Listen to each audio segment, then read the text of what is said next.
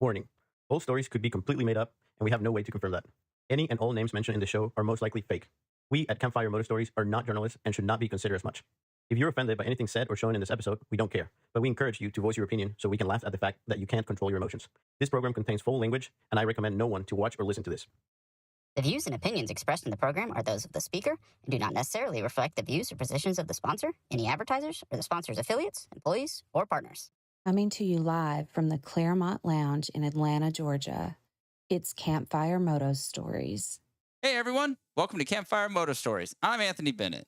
I'm thrilled to have you join us today for our live show. This YouTube show / podcast is all about sharing amazing motorcycle stories, everyday riders like you. Whether it's an epic ride, funny mishap, or an unforgettable adventure, we want to hear it all. Today, we have some fantastic guests in the studio who we'll introduce in just a moment, where we'll dive into their riding stories. Plus, we have exciting segments lined up, including pre-recorded interviews, Billy's tech tips, spotlight a stolen bike, and stories sent in by you through the website and or phone line.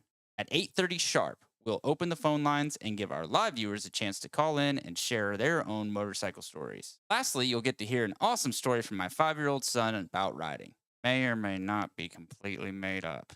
But hey, 5-year-old can tell a great story, so can you. Don't forget, you can earn entries into our YZ250 giveaway by participating in the show. Check out campfiremotostories.com for all the official rules. And by participating in any way, shape, or form, you indicate that you've read the official rules and agree to our terms and conditions. Let's get it started. Another love around the wall, another request, another wall. All I hear, I can't lie. I feel the strain, I fall behind. Precious time, all I ever get is every. So straight. All right, well, I'll just deal with it. Best. Can you hear us? There we go. Yeah, we're going. Hey. There's something weird where it's black on the thing. Hey, welcome to... No, it's still... Something happened. I can't see anything with my camera switcher. Oh, no. Oh, no. Oh, no. I really... You know what? I think I can control... Ah! I got it back. Control Z worked. Oh, jeez. All right. Dude, I've never had that happen. So when I was dragging that over to do the intro for the show, I saw something change on it, and I was like, oh, that's weird. I didn't think anything of it. And then I went and got, my whiskey and all this other stuff. And then... Jesus, that's a big glass. It's only 4 shots. Looks like beer. I'm going to be here for a few hours. I told you I get loose during this thing, okay, fellas? I don't know what show you guys thought you were coming on, but welcome to Campfire Moto Stories. We're off to a great start with this one. I'm your host, Anthony Bennett. Thanks for watching and listening. If you guys want to chime in the chats and bring up some stories or some things to, hammer these guys on, get some good stories out of them. Apparently, there's some video out there that he thinks I have, and thinks somebody's going to send. So somebody's going to send it in to me, some video with Mark or whatever. But anyways, so I do want to start off saying that I actually have a new sponsor for the show. MX201 Track Builders has come on board with us here at Campfire Moto Stories. So thank you. If you guys need a track build or any work done, Matt Shue is the man. Probably, I don't know. Did you get to race, Matt? Oh, yeah. How many times did he kick your ass? A lot. You were a lot older by the time he was at his prime. Old man. That's a little bit fair. I was riding plus 25 when he was coming in. But in the show with me, I've got Mark Crozier. I was curious about the proper pronunciation of that. I think Crozier. Am I good? Crozier. I like it. Yeah. They call it a lot worse. My good buddy Nat Wilder, in which I always wondered, why did your parents name you after the most annoying bug in the world? Well, it's Nathaniel. Oh, and we shortened it down a bit. Yep. Yeah. But it fits. It does fit. Not that bad, annoying little bug. Yeah. All right, so the funny thing with that, I remember asking my dad, so Nat and my dad worked together at one point at BRP, and he tells me about this really old, goofy looking dude, but it's really fast on a dirt bike. And then I met him, and I'm like, I don't know, is it gonna be that fast? But no, then I found out you're a badass on a dirt bike, Apparently, I'm supposed to introduce you as the 2-time winner of the Desert 100. Oh, nice. And your wife told me that any time that you guys are talking, you go, "Do you know who you're talking to? I'm the 2-time winner." So that's about right. Oh, yeah. Jeez. Yeah, like, what's the normal scenario where you use that against her? Can't really say. Kids are watching? Yep. Okay. I hope not. Oh, boy. Hope she's not watching. So that was just 2 of the things that I wanted to start off right off the bat with that. And you guys are warned because you've listened to the show, so you know I love to start with an icebreaker. So the first time we really got to ride together, Nat, I talked him into doing a 24-hour race with me. What was that, 2021? Yeah. So yeah. You brought this up when we went to dinner a little bit ago. I wined and dined them. Actually, I made Nat pay, but Get scammed. Yeah. So thanks for dinner, by the way. He's like, "Hey, so what about this picture?" So this was what you were talking about, by the way. You're like, "Didn't you come out with some tutu or some ballerina?" So that was right before I was going out to pre-ride the course. Remember? And I just walked out of the camper like that. I remember less clothes. A lot less clothes. I may have just had like a jeans Speedo on. Yeah. I think that's what I did. Yeah. And then I changed into that and then went out. So the other funny thing that I did right is that you guys had me start the race, as you recall. And that's not really seen me ride before. It was my worst start of my life. I literally went down this whole start straight like this. I don't know how I did it to this day, but that I forgot. Sweet. Yeah, isn't that some amazing bike form right there? His skills, definite skills. The whole way through the pond. On purpose? No, something happened, and I just did not get my body positioning into the right spot, and I just was like that the whole way. But what's funny is, right before that, you remember Cytomax, right? Instead of like drinking Gatorade, people mix up Cytomax. So I literally took on a plate and dumped Cytomax, cut it up into like 3 rows, and I had a shot of vodka. It was water. So I literally went, "All right, I'm ready to start this race." I'm in my gear, shot, helmet on, and I head to the line. And that this time is like, What the hell did I get myself into? We're definitely going to lose. That was all out of your realm, huh? You're not going to place. I don't think it was until later in the day. I was like, by the way, that wasn't cocaine. That was actually water or vodka. That was water. Probably could have used the cocaine road slow enough. I did not have the best race. I will say that. I didn't have the worst race out of our group, but I didn't have the best race. That's for sure. And we won't call anybody out yet. Yeah. Hopefully he's listening. Oh, he did message me and said, "What the fuck?" Well, actually, which is worse, his or Jason's? Yeah, Buns. Jason's. Yeah, his was worse. It was like 8-hour-long lap. Oh, yeah. We went from an hour and a half ahead in second to not so good. 70 minutes behind in like fifth. Dude, we came back. Might as well. We'll get into the story right now. Yeah. We came back from that and got second. But, dude, our buddy Tim had to go out. Pretty boy we were talking about. Tim Williams, he's probably listening to this as well. He's pretty because his hair is perfect and he's got white teeth. He is perfect. Yeah. He looks perfect like what's one of those like ceramic dolls, right? Looks like a ceramic nail doll, right? Right. So, dude, he is sitting there and you would think he's about to go to the line to race a Supercross and he's 1 point behind.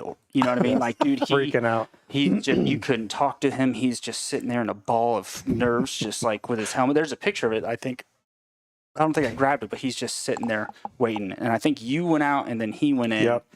And, dude, it was so funny seeing him because we're like, dude, this doesn't matter. If we somehow got back to third from that, like, and the reason they lost is we told everybody have headlights on. Jason got in a rush and didn't go out, and he was on your bike? He went out, but he didn't charge his batteries. And it went dead. It went dead in the middle of the light, and he didn't have headlights on. Yeah. Yeah. Holy. Yeah, it was fun. But, dude, like, that made a lot of the weekend for me, too, because it was such a challenging to come back. And because the guys in first are 6 AA riders. Like, that used to race Supercross and all kinds of stuff where it's like, yeah, there's no way that we're going to be able to like get what they're doing. So that was his, icebreaker, make you guys liven up. Jeez. But Your turn. my turn. So I will say before we get into any of this stuff is, and you guys both have daughters, you probably had to warn them, like the things you put out, don't send somebody something, it can end up on the internet. This is what happened to Mark for not taking that advice. Oh, jeez. God. So Mark, before we play this video, why don't you explain to us what brought this up? So, God, this is it. God. And by the way, I know. Your daughter did my send it God, to me. I'm Your a daughter sent it killer. to me first. Your wife told me about it, and then your daughter sent it to me. And then Daniel emailed it to me, and I was like, I already got it, bro. So Oh, we went my to dinner. God. We went to dinner, and he's So- like, do you know about this video? And I mean, I deserve an Academy Award, do I not? I You texted do. Nat while we You were doing do. it. We got You the do. video. And I was like, I got the video, bro. Dude. This Why are you sweating? Dude, it's hot in here now. I can turn the fan on. It did. No, I put you're 3 good. heaters in here, and This it got is hot. so ridiculous. Oh, hold It on. was so much fun to do it then, but not so much now. Did you get paid to do this? No. Okay. Of course he didn't. Roll it. I got a DNA. Oh, jeez. Oh, me. Is that So good? there's more than one way to score at a race.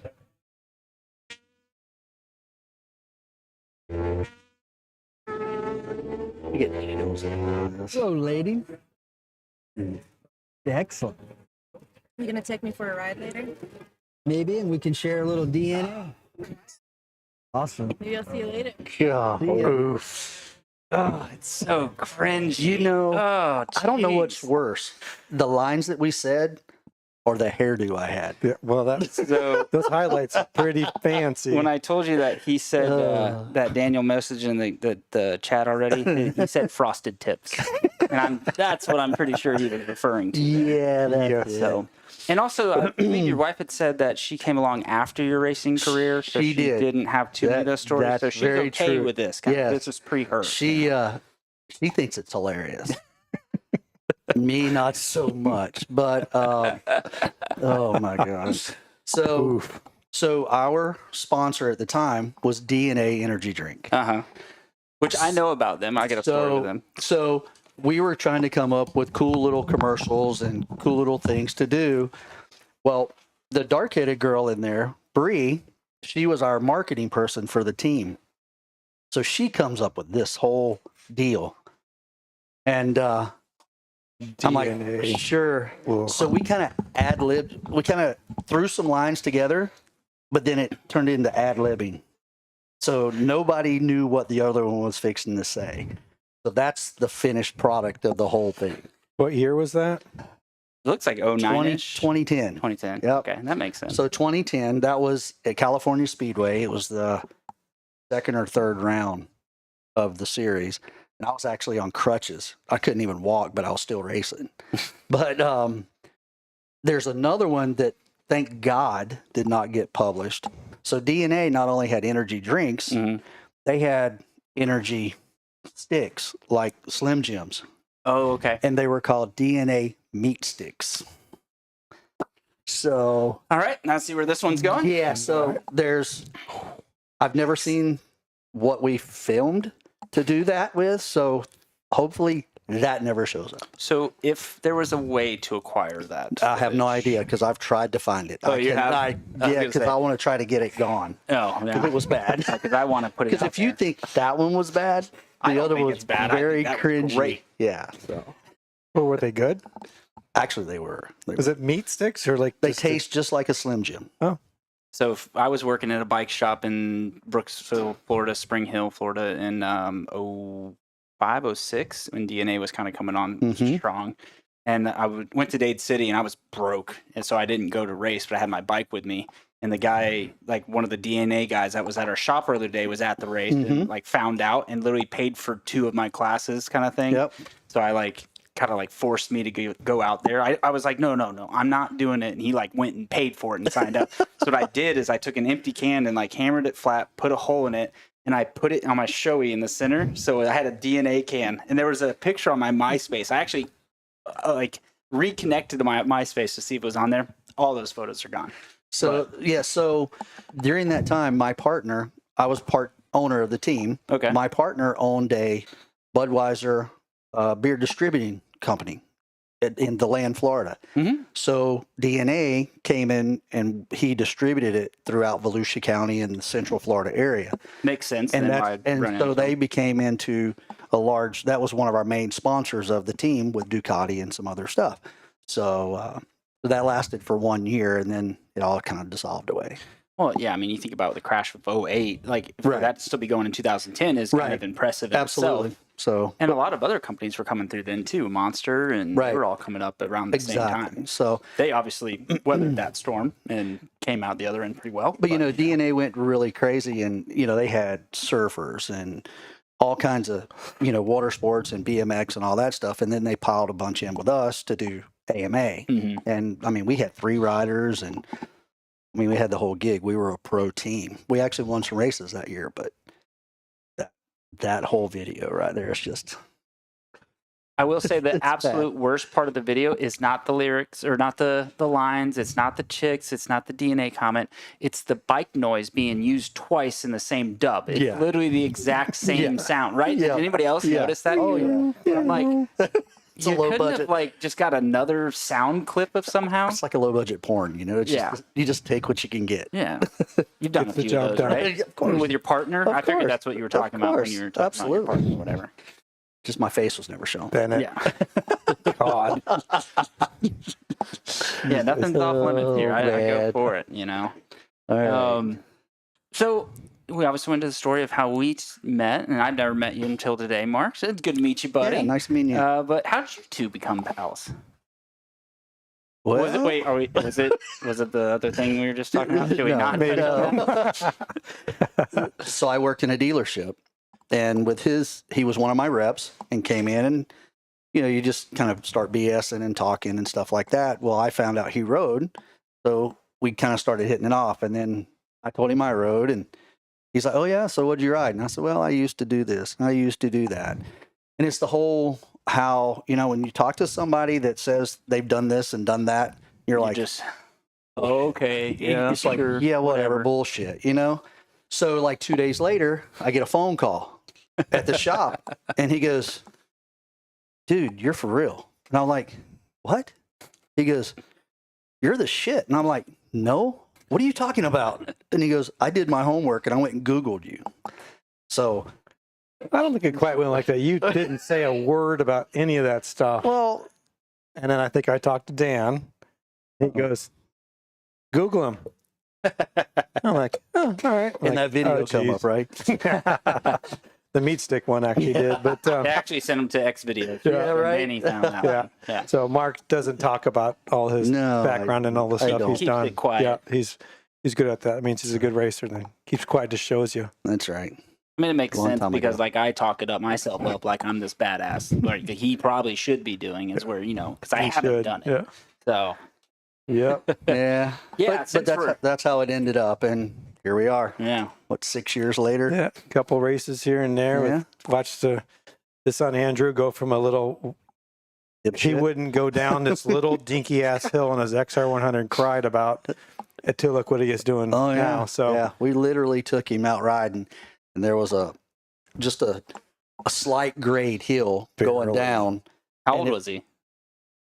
12, 10, no, about 10 or 11, Yeah. right? 10 or Yeah. 11, Yeah. and it was on a little CRF 80. So just a nice little grade down, probably what, 10 feet, maybe. He cried. I don't want to go down it. I don't want to go down it. So Nat goes kid's done down. the same stuff. Nat goes down, turns on, comes back up, and I think he went down again. And it's like, see, it's nothing to it. So then we got him to do that. So then we made the whole lap, and then we come to like this road crossing. It's got a little ditch. I can't do that. I don't want to do that. So it was the whole thing over again. Finally got him to do that. Now he's riding a little bit of moto and doing doubles. Come a long way. You got like a few Sorks race pictures and stuff like Yep, that you guys yep. have done. So He won a championship last year on his last year on the 85. So was did like good. super mini class or he did the like junior trail for sorts. Oh, okay. And- Was that the one that rides with the morning group, or is that still the one that rides in the They ride in the meet? morning. Well, no. doesn't ride in the big bikes, but He rides it Yeah, he rides in the morning with with the big bike. the big bikes, Okay, the B okay. and C class. Okay. So, but yeah, so he did like 2 or 3 races and he finished like second, third, or whatever, and then he won one, and then it was like after that it was like a whole new Figured out what chapter. to do. Yeah. So he ended up winning the championship, so he was all pumped. Good. That's Yeah. cool. So I will say that he was very humble and he doesn't like to talk about it. The dude we have in studio actually was a factory Honda rider in the early 80s. And I'm just going to go ahead and say you were a factory rider before I was born. Thank you. So, make me feel All right, old. little buddy. Jeez. So, yeah, because I was born in 85. So let's. I was there. I was doing it then. You were doing I was it then, doing it but then. you were doing it before then, Yes, too, I was. from my Yes. understanding. Well, so like some of the research and stuff that I had done, it was 83 that you did your first Supercross, 84?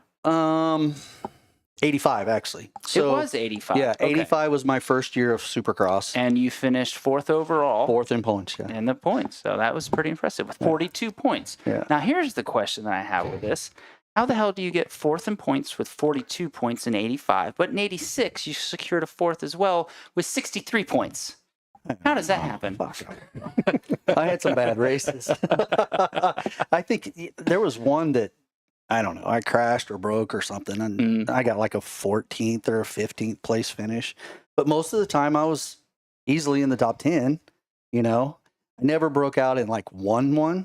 I was always chasing that, but I was always right there. Yeah. So Because it was, what year did Turpin get his championship? 86. 86. So I beat him in 85. That's right. And then Then he not so kicked my much ass in 86. Yeah. Yeah, 86. He won the battle. He rode really good in 86. He did well, won some races. So But yeah, I thought that was really interesting when I was looking at it. It said 42 points, 4th place, and then 63 points, 4th place. Yeah. And I'm just like, there's some weird stuff because that's a big Yes. difference in Yes. points between the two. yeah, So I it's better also- finishes next year. Other people had to have worse luck That's in right. 85, Right. and then So, let me ask you this, Mark. We watched a little clip of racing back then. When I see that, I go, those guys ride so damn slow. The whoops they're just horrible Yes. compared to now. What's your thoughts on that? Why does it look like you're going 2? So just the whoop sections back then, they would build like a tabletop that's Mhm. like 3 foot tall, and then take a backhoe and go and just Peek it out. So during practice, they're like these 15 squares, and they're only like 3 feet apart. And that was how we started. Or like Daytona, the whoops there, they used they were telephone poles with dirt on them. Yeah. Bailey would put telephone poles on and then pack dirt on top of them. God. So you had to jump them. There was no skimming back then. Well, hell, even jumping them, you're still gonna. Oh, dude, I cannot tell you. I cannot tell you how many times I landed on my head in practice and stuff like that in the whoops. I just look at that and go, there's just, they compare, then to now. It just, there's not a comparison. There's not. And like, when we were coming into it in 85, 86, 87, those years, all the jumps were like peaked. They weren't, 90 feet long. They were 60 feet long, but you went 120 feet in the air. Yeah. There was no scrubbing back then. There was none of that. It was just hit it as hard as you can and hope you make it. God. So what's funny is my buddy Daniel Hitchcock, that was on one of my shows, and I can't remember if we talked about it on his show because I was definitely 3 sheets to the wind on that one. And he Still always had early. a theory that they were really peaky until Carmichael came in. And his theory is they tamed it down to at least try to mitigate McGrath winning so much. And I've gone back and watched videos, and I kind of see that in a lot of stuff where it did transition in from Yes. to more flattened, like a 2 to 3. So for every 1 foot up is 2 foot out. For motocross, it's for every 1 foot out, 3 foot out Right. is the general track build. And MX201 track designs can tell you all about that stuff. And I'll sell my soul for things, okay, guys? Whatever. Don't judge me. Anyways, No judge. so for then, it was almost more like for 1-to-1 Right. You know, and then when it went to the Carmichael coming into like 99, 2000, you do see a little bit more of like a 2 to 1 transition kind of thing. You can watch the old videos, you know, of Johnson and Bailey and O'Mara, and everything's like a kicker. Mhm. Everything is, they just go boink and straight down. Yeah. That's how it was when we were doing it, you know, and now I mean, I'm an old guy now, and it's easier for me to go out and jump a double now than it was for me then in my peak. I mean, it was tough. Be one of the guinea pigs to do a triple or do a double, you know. So Speaking of triples, the one and only, well, a couple times I did a triple was on his 85 CR250. Oh, right? I thought you were yeah. going to say it at I've- Wendy's. No, not one of those. I've had one of those too. that's true. But yeah, triples. I've never done one until he's like, I figured if he did it on his old CR, I could just borrow That's it right. and rip over the thing. Like that was sketchy. It's it. That was Never done easy. it again. That was easy. Well, you're not much of a moto guy. Like No. you go to Big Springs or go ride some tracks every now and then, but Yeah. no, you're more of woods. Yeah. Yeah. Yeah. So, And not long woods races. 2-hour silk races are too much for you, you know. So, at this age, yeah, it's getting a little tiring for sure. so yeah, that was actually one of the questions I was going to get to. Like when we kind of went through a little bit more of some of your racing stuff, but it was like when you watch Supercross now, what do you feel is the biggest difference? Is it the tracks though, or is there other aspects to it where you It's think just everything. I mean, But what's the biggest one, if you could pinpoint one? number one's talent of these kids nowadays. I mean, yes, we had talent back then, and there was guys that had a whole lot more than I did, but the tracks are so much different then than they are now. The bikes are so much different than what we had back then. You know, the technology of the suspension and the power and this, that, and the other. But then just the talent level, you know, everything is just elevated throughout, and it's like comparing, in my opinion, it's comparing a grapefruit to an apple. It's just, they're so different from then to now. I mean, it's a good analogy. So talent is the main thing. I think so, yeah. What about fitness? And- you probably, well, you you probably got- didn't yeah. even work out. You probably just drank beer, went out there. I mean, drank energy, DNA, and That I will be honest, that was my downfall. Is I had all the raw speed and everything, but I had kind of the Lachine mentality. You know, I'm a rock star, and I had a lot of fun. Yeah. But I would go racing on the weekends, and luckily I let my talent kind of take over my fitness side of it. You know, there was a lot of guys out there. I was probably faster then, but they were always there at the end, and I was looking for water and oxygen and everything else. But And honestly, in that sense, I'd almost say that you paved the way for a lot of certain kids too. And the guys into the 90s paved the way. It was really Carmichael that screwed a lot of that up. oh yeah, You know, oh, but yeah. so here's a question I've always thought about, and I want you guys to think on it if you don't have an answer right away. But let's say Carmichael's never had a kid. Let's say Alden's dad pulled out. They were never created, right? You know, like both those scenarios happened. Who is the one that comes along and changes the sport like that? Like which racer since then would change the sport with that? Hmm. I don't know. That's a tough one because It you're is. like, yeah, Carmichael started it all. Yeah, when it comes but to fitness. a lot of people would probably go with Villapoto, but he only became a lot of what he was. I mean, he's still a badass before then, but through Alden. Alden forced them. You've heard the stories about them getting into fights with training and all kinds of stuff. So think on it. We'll come back. I've got my answer because I've obviously had time to think of it. Yeah. But think of it. Maybe after we come back from a break, we'll try to touch on that a little bit more. It's interesting. I'm here for the There's a pop quiz hard-hitting later. questions, okay? I'm like a professional at this, even though I don't really make any money. So there's that. All right, I thought we so- were getting paid. Right? No, you bought dinner. Oh, so I'm definitely getting paid. You guys are getting beer. Okay? I'm to the good. I got beer and a free dinner. And I think he said it's going to give you one of those long massages on the couch Hey, afterwards. that's right. Yeah. Look, I mean, the sign right there says the couch is not for casting. It says nothing about back massages. Okay. All right. Oh boy. So, and then went on with your career, Mark. You got a ninth place in the 125 East standings with 49 points. Why didn't you get a fourth then?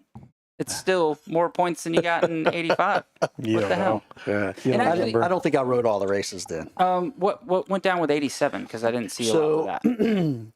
86, Loretta Lynn's. I crashed at Loretta Lynn's and broke my neck.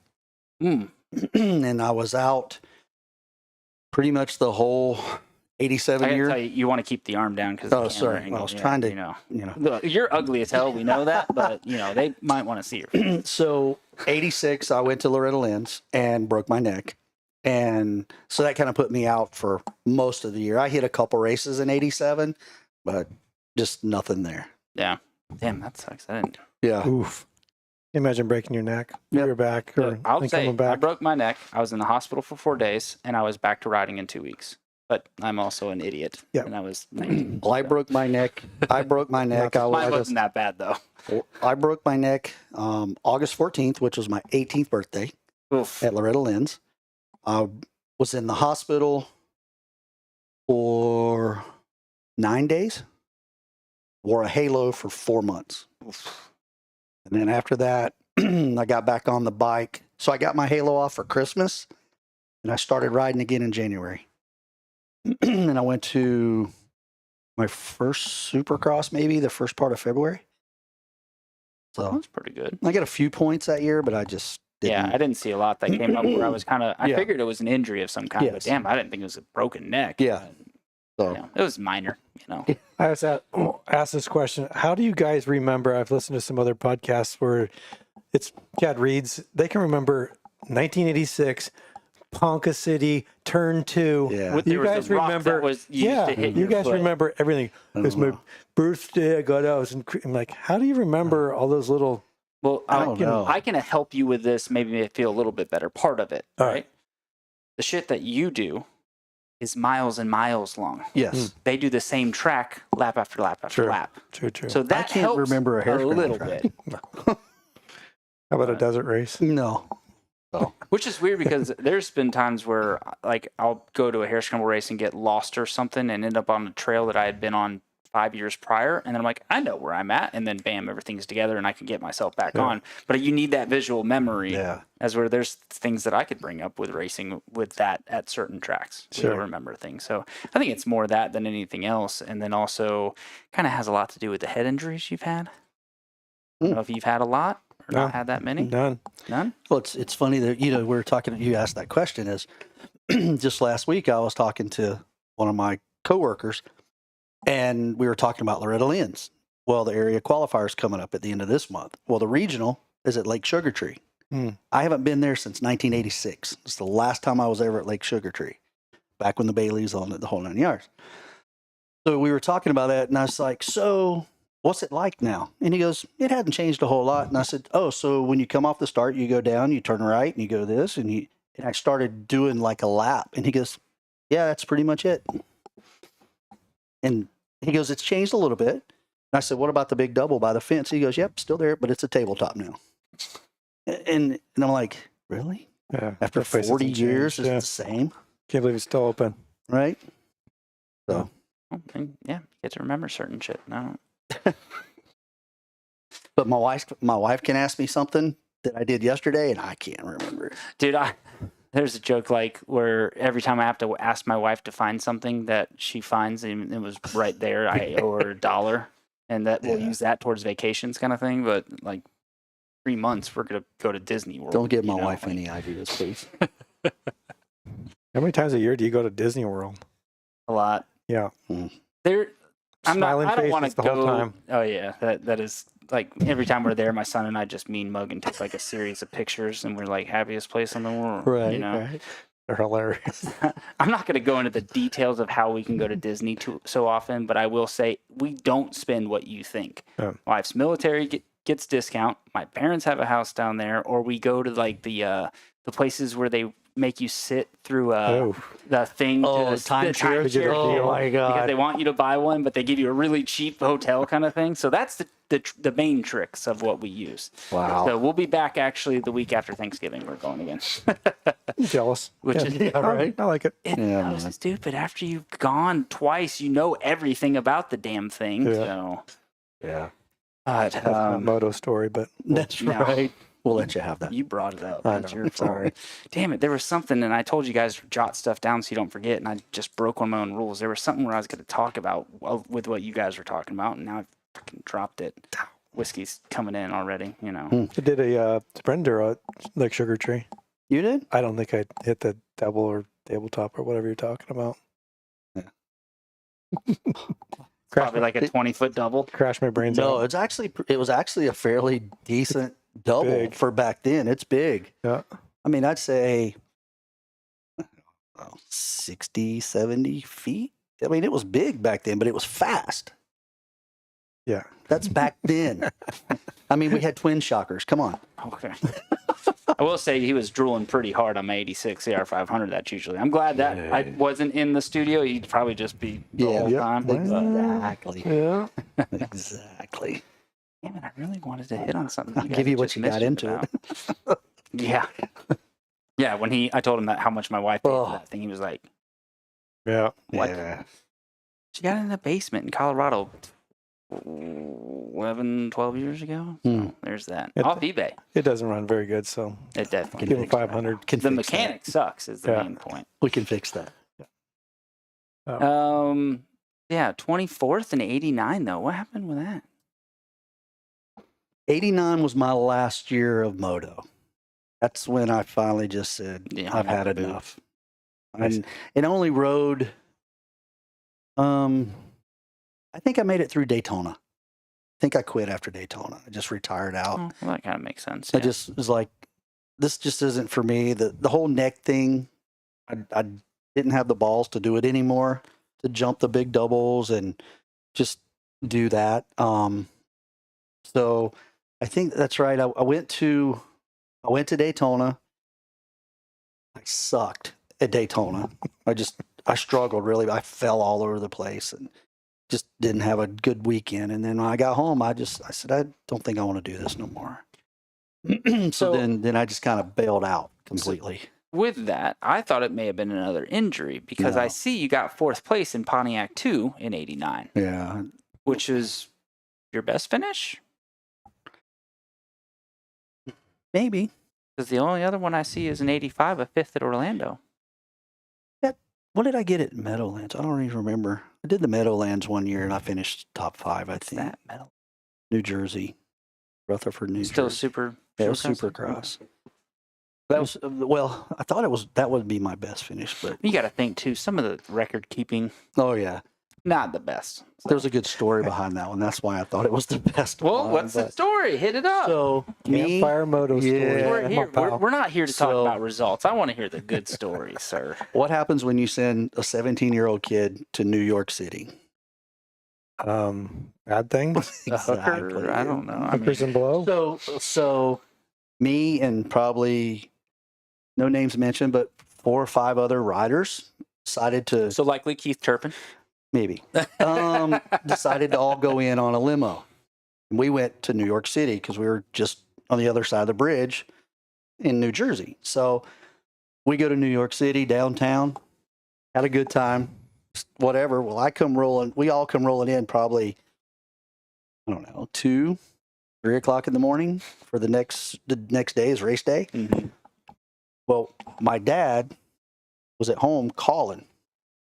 Oh. The hotel. The hotel, because we didn't have cell phones really back then.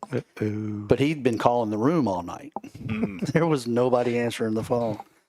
So my dad finally got in touch with me and told me to load my shit, come home. I said, nope, I'm not doing it. I'm staying. He cussed me and wore me out. And so anyway, I got up the next day. Well, lo and behold, I fell in the first turn. Me and Jeff Glass tangled up in turn 1, and I came through the pack, and I thought I finished 4th. In the main? Yeah, in the main. So I came back and finished 4th or 5th place, I thought. So whenever I called him after the races, he didn't answer the phone. So on the way home, he finally answered the phone. And he's like, what? Like that. And I said, I just want to let you know I'm okay. And I finished whatever I finished. He goes, you did? And that was it. Because I'd been out all night, and he was so pissed because I wasn't sleeping, and wasn't in bed at You're 9 carb o'clock. loading. What's he worried about? So No, the coke loading. No. but yeah, so that's kind of the weird story, but Yeah. Good stuff.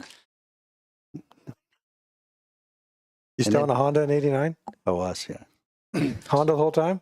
I rode Honda through my whole career. My father was a Honda dealer. My family had 3 Honda dealerships. Oh, okay. So I was a Honda rider through And the you're whole. based mainly out of Warner Robins, Yes. right? So Yes. is that where like the dealers were? Yes, there was one in Warner Robins, one in Dublin, and one in Tifton. Okay. So kind of the central Georgia area. Whenever I broke my neck, back, if you remember, 87, 88, Suzuki had the big push and put all these guys on Suzuki's. Oh, yeah. Turp and Tishner, all those guys. I was supposed to be a part of that, but I got hurt and I lost that. So when I got hurt, Honda stuck behind me and stayed with me and kept supporting me. And then finally, whenever I retired, I kind of gave it all up. He's living the dream. Yes, he was. Threw it all away. Just threw it all away. Damn broke neck. What did you make any money Supercrossing? Not much. Like that 4th place, what would you have gotten? $100. Yeah, a couple $100. Are you shitting me? Yeah, it wasn't much. Yeah, but was that also like what Honda offered you with that? That was just the purse money. Just- Was a couple $100, $200 or $300, and then Honda paid a little bit, and then I got contingency and that kind of stuff. So, but I mean, you didn't have a lot of expenses back then. I but didn't. Still, it was Right. probably what 30, 40 grand. You probably were making Maybe. at the end of the year. maybe at the end of the year, And you know what's crazy is actually back then it was decent money. it was decent money, but still the housing market was like 18%, Yeah. and you had all these other it wasn't. I was Saving 17, a lot. I was 17, 18 years old, living at home with Dad. Yeah. I mean, living in a van, one of the two, because I was driving, racing everywhere. And one of the vans where you had to duck walking out. You guys didn't have the high top vans. That no, we I didn't know. have You box had the vans. nice I didn't Sprinters have. and stuff. I had a 1978 Chevy van. Little snub nose. Just the bike fit right behind the Yes. the That was- driving and That passenger was whenever I sideways. turned pro. Before that, we had a Chariot trailer pulling behind the van. So Yikes. then we got rid of the trailer, put a wall in there, built a bed with some foam so I could sleep, while we were traveling. Yeah. 2 bikes and everything you need. Sounds familiar. Boy. I mean, dude, talking with you met Ray Hempstead at my dad's retirement Probably, party. yeah. Dude, did you ever ride with him or any of his boys and stuff? No, I think you would have missed each other. He would have been 70s and his boys would have been 90s. But yeah, just hearing old stories about the vans and the stuff that they used to, Oh, yeah. the drinking the people would do while driving through the night and stuff, Oh, yeah. switching seats to, Me and my kid in the mechanic, back sleeping. that's what we would do. I'd leave. So if we went to a Supercross on the East Coast, I'd leave school at lunch on Friday. My mechanic would pick me up. We'd leave directly from there, drive nonstop to the races, race, and then after the races, drive home so I could be at school Monday. I never missed school. I was never homeschooled, which really homeschooling back then wasn't a thing. I was one of the few probably motocrossers that had probably almost perfect attendance. It doesn't mean I did. Unless you got hurt. Yeah. It doesn't mean I did shit in school, but. Well, yeah. but Did yeah. being a pro Supercross racer in high school help with the ladies? Maybe. It didn't hurt. Nicole, close your ears there. Yeah, right. So. She came along after the racing. Yeah, way after all Yeah, that. she's fine with that. But yeah, I mean, it's it was definitely some great memories to look back on Yeah. and to say that I've done, had the success I had. But it's if I could go back and do things different, we all say that, but geez, I would do so many things different. Honestly, other than injuries for me, where it was like it could have been avoided, like I would have done the same shit. Well, I would have done everything the same. Yeah, Yeah. I would have done literally some other things. than some crashes where Yeah. I'm like, oh, We didn't have The opportunity. thing is, I've never been known for a crasher. I haven't. I've been hurt other than my neck and like your normal knees or whatever. I broke my femur. Other than that, that's it. hell, I'd rather do a femur than ACL Me too. any day. Me too. So, But I did my femur at LA Coliseum in '85. At East dude, West what was Shootout. that like to get to go up and down It's cool. through the It's cool. Paris? Yeah, the peristyle. There Did we go, you get to go all the way up and over and Yeah, around? we went all the versus way just up and around and then back down.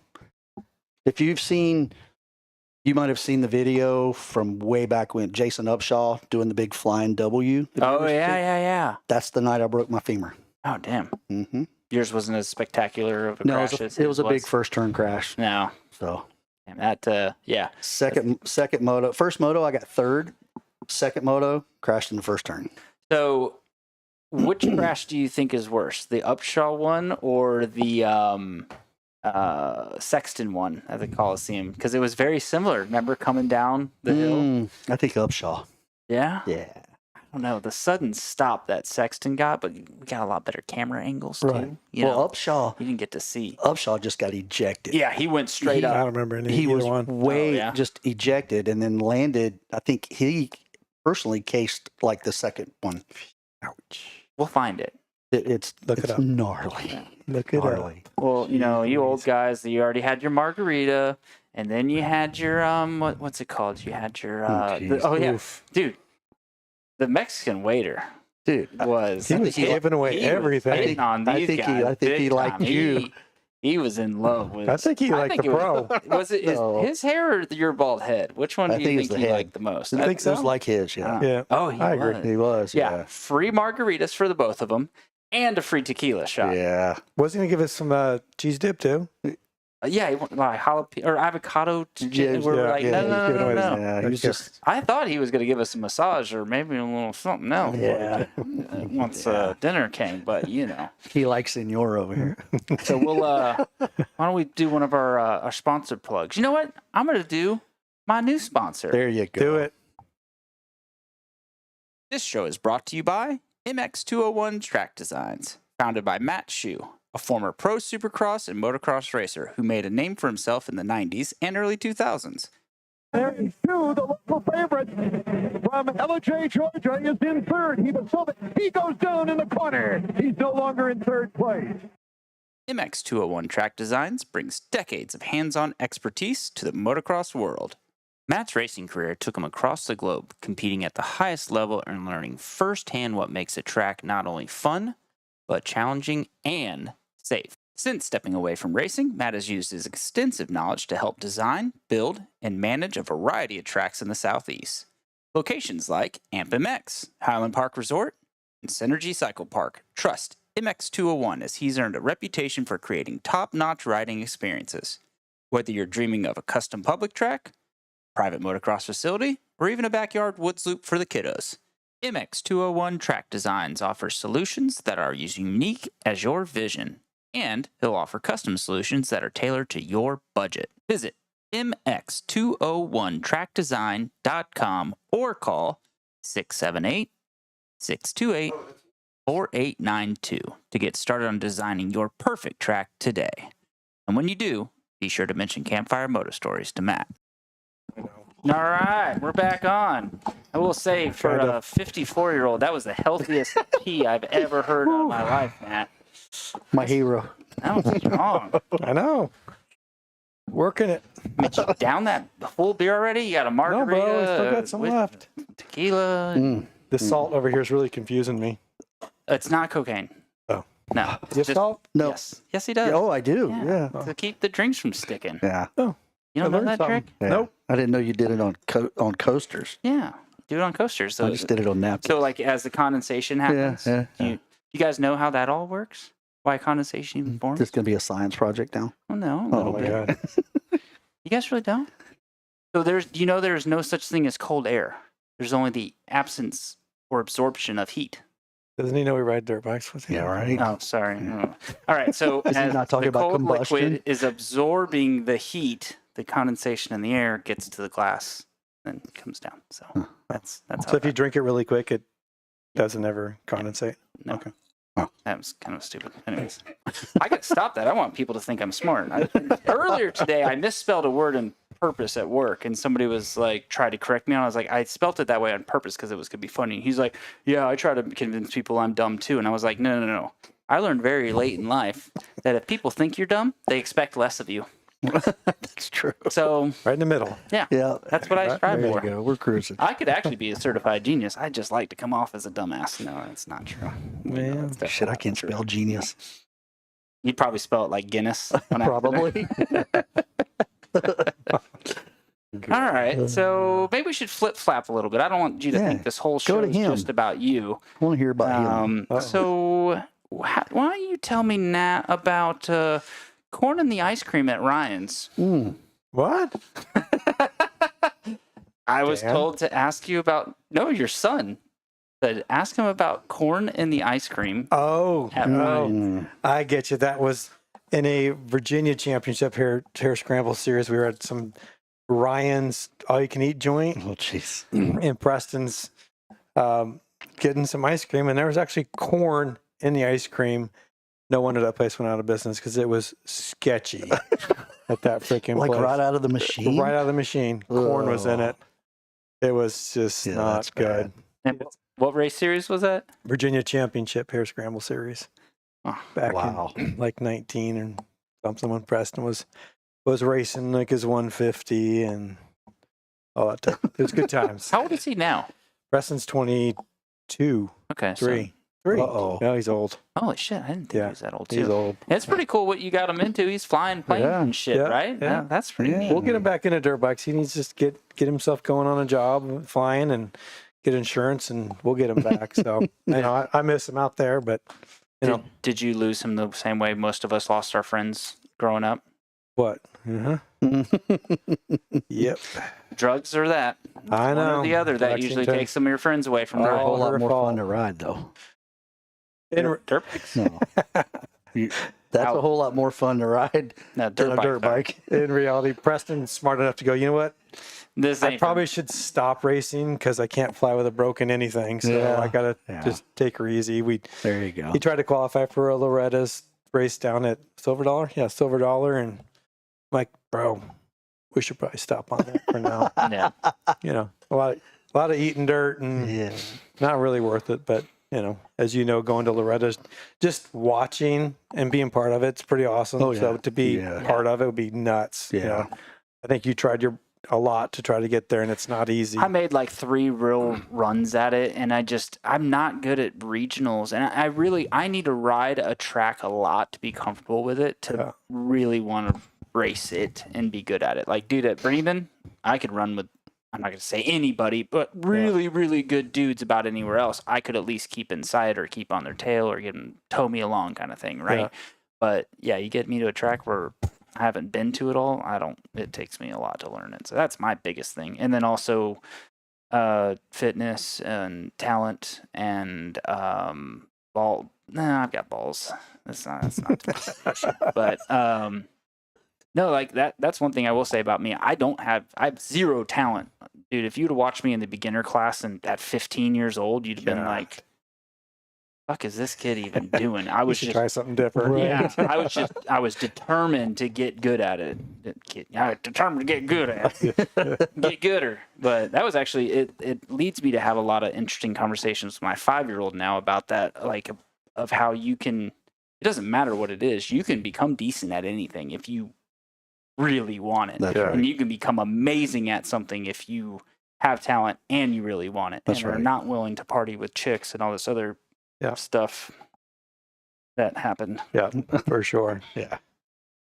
But yeah, you just You know, like the intimidation of going to Loretta's and not getting, you can't ride there throughout the year. Nope. Yeah. You get some practice and then you guys got to race, and just walking that track. What's the 10 Commandments? Oh my God. Yeah. Just that the opportunities I've been there twice with the Y family, it's nuts. Yeah. How you're like, I could smoke through this. And then you see them racing. My buddy Dan, I'm like, And it's, there's no racing and through it's that. so different now than back whenever I went. That's my several next years. question. What do you mean, have is it different? When's the last Oh, time yeah. you've been? 86 No, like Whatever. gone to watch. when I broke my neck. So you not set foot on it. 38 years. Okay. Till So you ne- just watch like till the videos 2025. or the Racer TV Yep. or whatever. So you've seen that So bit of it. We're thinking about 2025. Oh yeah, that's right. So I'm calling out my boy. my buddy and your coworker. Why don't you call him out or talk your shit? Because I sent a picture of you to him, and then it just unloaded of shit talking. So it it- was pretty good. So last week we were together pretty much the whole week at a show, and like every other word. I'm gonna have to make you two switch seats because that hand is just I'm in s- your. I'm- I know you're an animated yeah. guy. I can So- tell. So Hold my hand. no. Yep, crossover. So all we did was talk trash the whole time. Like I would pull up pictures and go, see that? That's all you're going to see. The back. And he would, it was just Kyle Kelly, me and Kyle Kelly back and forth. So, but I'm probably 10 years older than him or more. So we'll meet up in 40 plus. And I'll do the 50 plus. So you're going for 40 and 50 this year? Yeah. That's the 2 classes I have to ride because I've got pro points. Oh, that's true. Yeah. Yeah. So, Emmett and Shorty and Kiefer and all those guys. Browns, Look out. yeah. Look out. Dude, you know Here I what- come. All right. So here's what's really crazy if you think about the Kiefer thing. He has 1 point. So he can't race the plus 30 or the plus 45. Yep. If he didn't get that 1 point, he would have dominated Yeah, he'd all be of another those other Brownie. ones. You know what I mean? He'd be another but he was Brown. already dominating Yeah. before some of the other guys kind of came along. So it's like, if you really take a step back of what that rule is, you're like, does it really help what you're trying to prevent from happening? I even asked him, I said, dude, I did this 40 years ago. Do I really have to do this? And he goes, yep. Who'd you ask that? Davey. Oh, yeah. I went to the top. It is dumb. Yeah. It is, I mean, it is dumb to a certain extent. Yes, I get it, But but an Embig, Jordy. should be Short. racing against you. My buddy Dan had to race with those guys in 50. Yeah. Of course, he beat most of them because it was muddy and they didn't finish. 'cause There you go. Brownie's bike blew. There you go. Yeah, there you go. Mako guy. Yeah. Mako guy, yeah. Mako guy. And some other turd out there. Yeah. 490. Yeah.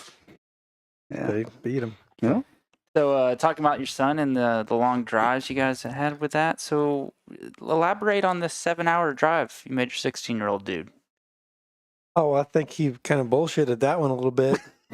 Well, A actually, lot. it was your wife that told me it was a 7-hour drive, but Yeah. Ooh. Yeah, he so didn't he didn't drive because he couldn't, he wouldn't.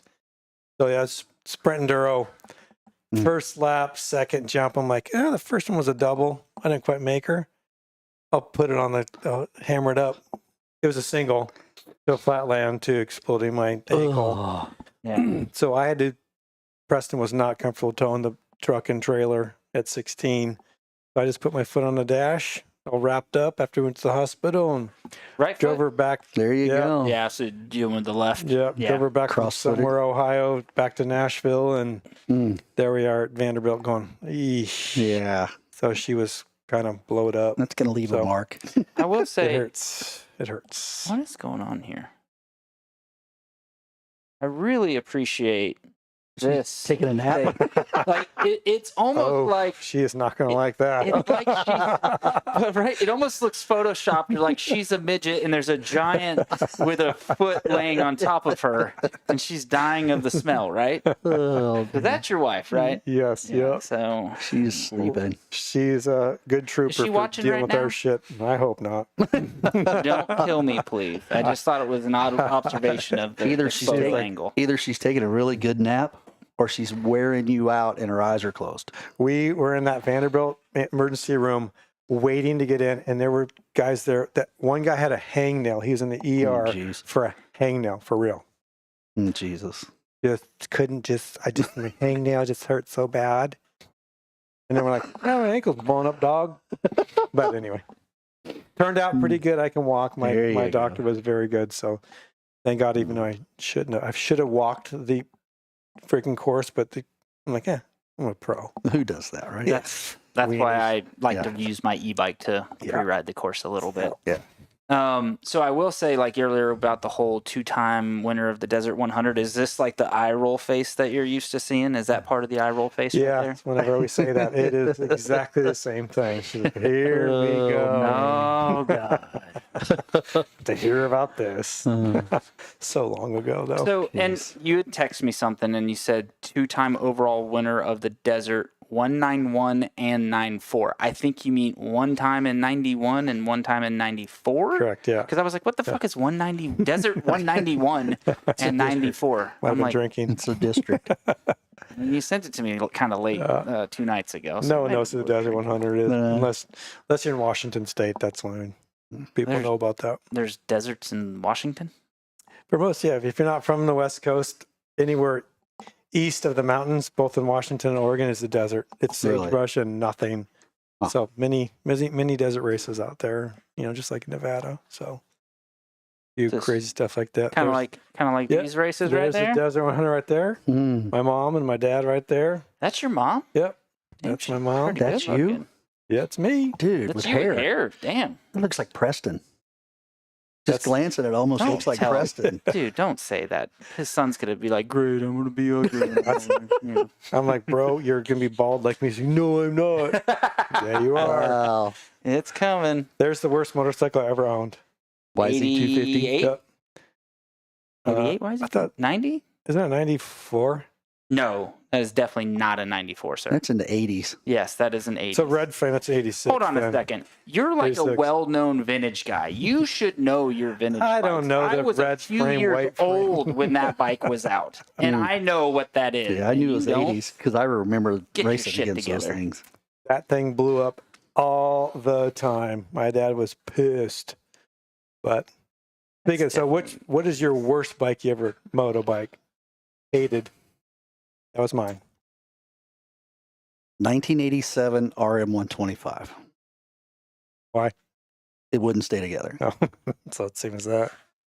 Dude, we were going to chase contingency. I had a short little run that I wasn't with Honda, and I said, well, I'll just do Suzuki's because they pay the most contingency.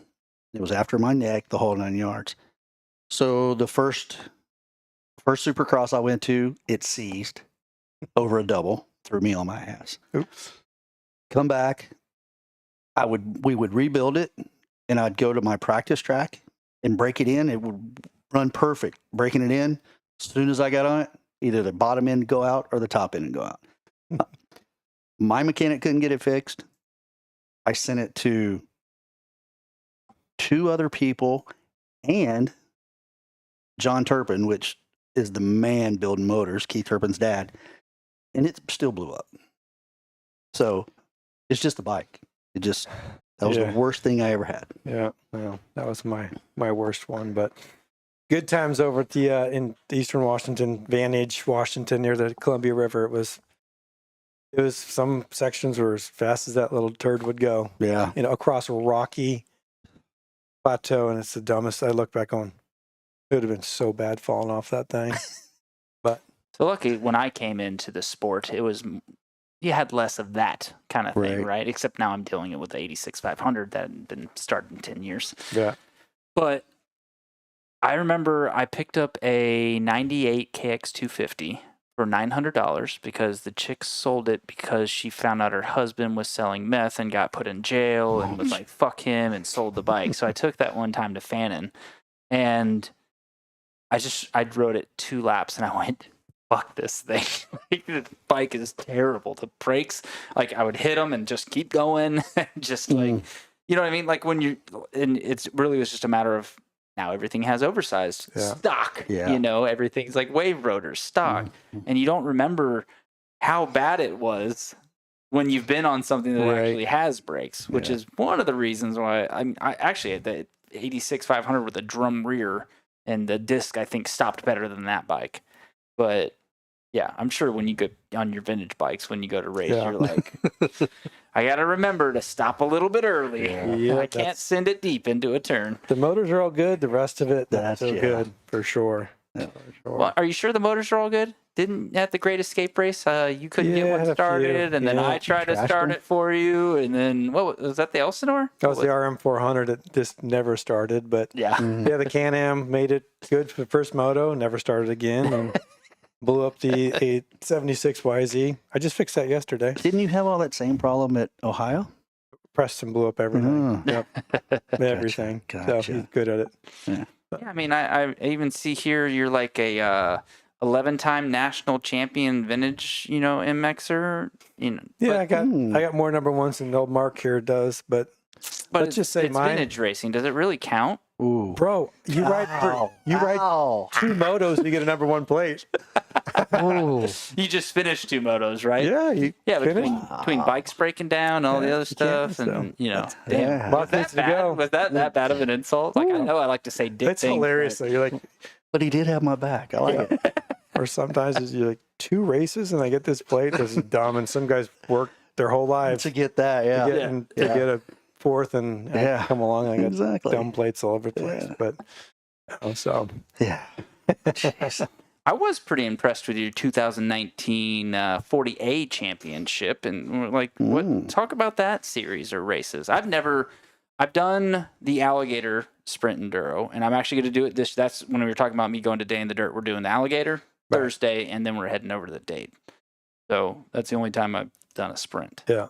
But- So if you're not familiar, Mark and I have done a couple sprints together. But originally, when the Canada's Full Gas Sprint Enduro Series was one day, you'd ride 6 motos. I think it was 6 motos. Yeah, it was 12 motos or something like that.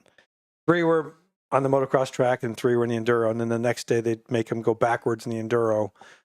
So each day was its own day. So you could, be winning and then you stall it and it's 10 seconds and then now you're second place or third place. So it was tough, very stressful. The year that I won it, it was the last race, last moto of the whole season. It was down to just other guy and I saw him fall down. I went, because they supposed to start every 20 seconds. Yeah. But sometimes they'd go every 5. You could wait 5 just so you could intimidate. Yeah. And he did, but then you wouldn't hear him, and it was pretty spectacular. But that was a hard earned first place, but I enjoyed it. But Yeah, I feel like in that situation, you'd almost want to be the guy going in second. Yeah. So you have the carrot to Yeah. chase. yeah, That's they the would hard time part. it so as to do your first moto, everyone would just go out and they time you, and then they start setting you up. So you know how you did the prior moto. You're like, ah, crap. So now they're just chasing me type thing. But Yeah. it was pretty fun. But Mark and I done a couple where I took the KX 500 out just to spank on the modern bikes, which was fun. Yeah. So Dude, it's always so fun cool. to do that. I will say, because you ran that bike almost the whole series, right? Yeah, depending on which day. If I was doing poorly riding the 500, I'd ride the 350 the next day so I could. So at the 24-hour race, we were like, we figured out how many miles it was based off my Strava, and we were like, all right, so go out and do 3 laps. And he goes, nope. And I go, dude, you can do 3 laps. Like, it's good because you get like an hour and a half, per person. It's not so much waiting. It's not so much around. He goes, no. This gets 20 miles to a tank. It's a 10-mile loop. I will be out of gas. And I was like, okay, so just do your 2 laps. And I think you went back to running the 500 after that. And I shit you not, he came back in. That tank, he was on fumes coming back in. And I was like, holy shit, I you think- know that thing. And I think he's faster on the 500 than he is on I the would agree 350. with that. I don't know Yeah. about that, but Dude. the KX shock blew out at that 24 hours. So we Yeah, put, so we went put back it to the away. Yeah. 350. Yeah. I will say you and Justin Terry were geeking out on that thing a good bit Yeah. because he knows a lot about the KX 500s too. Like they were just talking about the pipes and you can't do this with this Kickstarter, and I'm just listening to him like, damn, yeah, you can tell these guys know this 500 pretty well.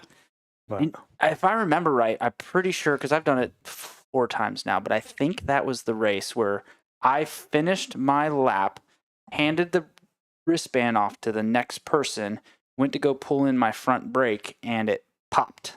Right? That's the one. Yeah. Oh, Yeah. wow. My either something moved or it came out of the line and was just rubbing on the tire a little bit. Mm. And literally, as the I hole. handed that off and just grabbed it, I was like, talk about timing. Yeah, right? And I bought that thing from a buddy of mine, and it had like 250 hours on it. I just needed a woods bike to do Right. the race kind of thing. And so, yeah, it was his shitty mechanic work. Yes. That's what I'm going to say about For it. but, sure.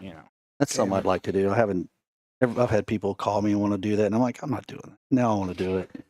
I was trying to talk Tim Ferry into doing it, and I didn't think he was going to be willing to do it with all the stuff that he's got going on with his son racing. But unfortunately, Evan just popped his Achilles. Yeah. So I could probably put together a fast old guy team. Nat will tell you, I might be a shit show, but I can manage a race team for 24 Yes, hours. I've you got a can. You gotta have lot some of Organized. Yes, I'm very organized. I have certain rules that are in place that, like you have to wear a headlight that I told everybody because if your light fails, You can't wear them now, though, can you? no, but you can. Yeah, wear, yeah. I've got. Oh, okay. Like I've got backup Right, contingency right. kind of I plans where gotcha. you can at least get out of the woods kind of thing. I gotcha. You know what I almost did? I thought about getting a 3D printer and printing goggles frames that would fit a lens with the GoPro mount to it because then it's not mounted on the helmet. Like so you could mount Oh. the lights, because a lot of the lights use a GoPro mount. Like you could just use a GoPro mount that's on your helmet, unscrew it, put it in, and then it works the same. Or clip it in. So I was thinking about Kind of that. heavy. It would be, but it would be a workaround. It's not on the helmet, right? Yeah, for sure. The gray area. You know? If you did a 24-hour, you go, I'm never doing that again, and they'll call you next year like, okay. Yeah. I do It's it. the It was worst, a lot of fun. but it's pretty fun. I did a 24-hour road race and then said I would same. never do it again, and I would jump at the chance today to do that. Yeah. So It was ours was pretty good. It wasn't Ours wasn't- dusty. yeah. It was Ours pretty was good, until for rain. sure. I think it was Yeah. one of the Yeah. better ones that I had done. The first time I did it, this is when I started putting each year you figure out a rule to put in place based upon failures of the other years, right? Right. So the first year I did it, we brought a bunch of people off the couch. So the next rule was you can't be off the couch. You have to be actually actively doing racing or some kind of something. Like you can't just come off the couch and do that race, because 3 guys fell out and I ended up racing 8.5 hours of it when it was all said and done. And like my ass was raw as shit. I put my bikes in the garage. I didn't look at them for like weeks. I did not want to look at them. So yeah, but you put those things together. But I'm telling you, we could put together a pretty fun team, because I'm not doing it this year because my knee is not ready. Between being off all last year and then snapping this fucking thing New Year's Eve. little twiggy arm. Yeah. It's only the 4th time I broke this arm. Jesus. You need to like drink some like milk or something, little buddy. Okay. Calcium. I'll get right on that. Calcium pills. Speaking of that, I'm getting kind of thirsty. Yeah. Get you a beer. Want one, little buddy? Sure. Little buddy. Little buddy. Actually, why don't you guys switch? See, yeah, your arm issue. Here, we'll do this while you're guys.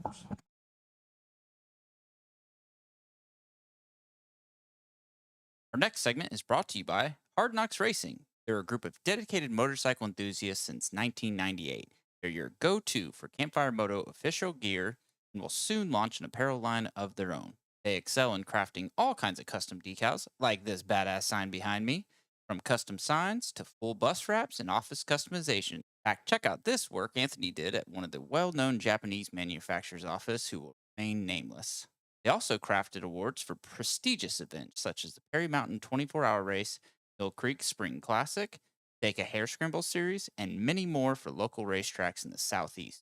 Check out hardknocksracing.com or give Anthony D'Amico a call at 404-717-2480.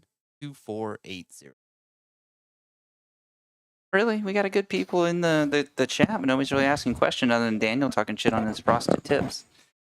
We had a good bit in there. It died down a little Come on, bit. Sutton. My wife says koozies help with condensation. Well, yeah, because What do you got for that? the absorption. Ask her if she knew that that's what did it, though. She'll come up here and whoop Check your out the ass. big brain on her. Yeah, you don't know my Ooh, wife. yeah. Or mine. Yeah. Megan's probably pretty mean. well, too, My wife is dilly gaff. She don't give a shit. Dilly gaff? Do I look like I give a shit or give a fuck? Yeah, I gotcha. I'm smart. Yeah, I mean, well, I met your wife at my dad's retirement thing. Yeah. Other than that, I hadn't really hung out with her. But Hell, I've only met You her want to see her once. at a race? I've only met her once at your house. was he home or no? Mm-hmm. Oh, okay. Wasn't sure if What? you were just kind of coming out with something right there. The governor's mansion. Yeah. A little bit. So we'll jump back onto you, Mark, for a little bit. What is the AMA Pro Moto GT class? And actually, no. Before you even answer that, what got you into going from motocross to road racing in the 90s? Okay. So I got out of motocross, 89, first part of 89. A dealer friend of mine, Dave Frederick, calls me up, and he was doing We're racing. Calls me and he goes, "Hey, what are you doing this weekend?" I said, "Nothing, just hanging out." He goes, "Why don't you go with me? I'm going to Talladega, and I'm going to road race this weekend. I don't have anybody to go. Come hang out with me and just hang out." Check it out. Yeah. I was like, all right, cool. So we go over there, and they have a practice day first, and then the races are on Sunday or whatever. So at that time, he had a 1983 VF750 Interceptor that had the full HRC kit on it. Yeah, V4. The old V4. Yeah. It had the 16-inch wheels on it. It was all the whole HRC kit. And he goes, "I'm going to find you some leathers and you ride practice." And I was like, I'm not doing that. I've never been on a road race track in my life and rode very little street bikes. Excuse me. So he goes, come on, do it. I was all right. So he finds me the leathers and he finds me all this stuff. So I go out on this pig and go out there, and my lap times are really close to what he was doing on his Hurricane 600. Uh-oh. And yeah, so I was like, this is pretty cool. But I wasn't using front brakes. I mean, a little bit. Oh, yeah. I was like yeah. a moto, man. It was all Yeah, rear that's brake. huge when you figure that out. Dude, when And the you thing first start figuring out, like, Oh. I can brake here. Oh, I can, yeah. like, you start really shortening that and pushing So- that. It's so fun. So I go out there and I'm scared to death, number one, because I've never done it. And I'm all rear brake, very little. Yeah, I'm like 70-30 rear brake. Oops. And I'm going in these corners and I'm just, and I'm passing people on the outside. Road racing, you don't do that. So he comes in and he's telling me all this stuff, and I progressively start getting faster. And I'm like, okay, cool. And then I blew the thing up.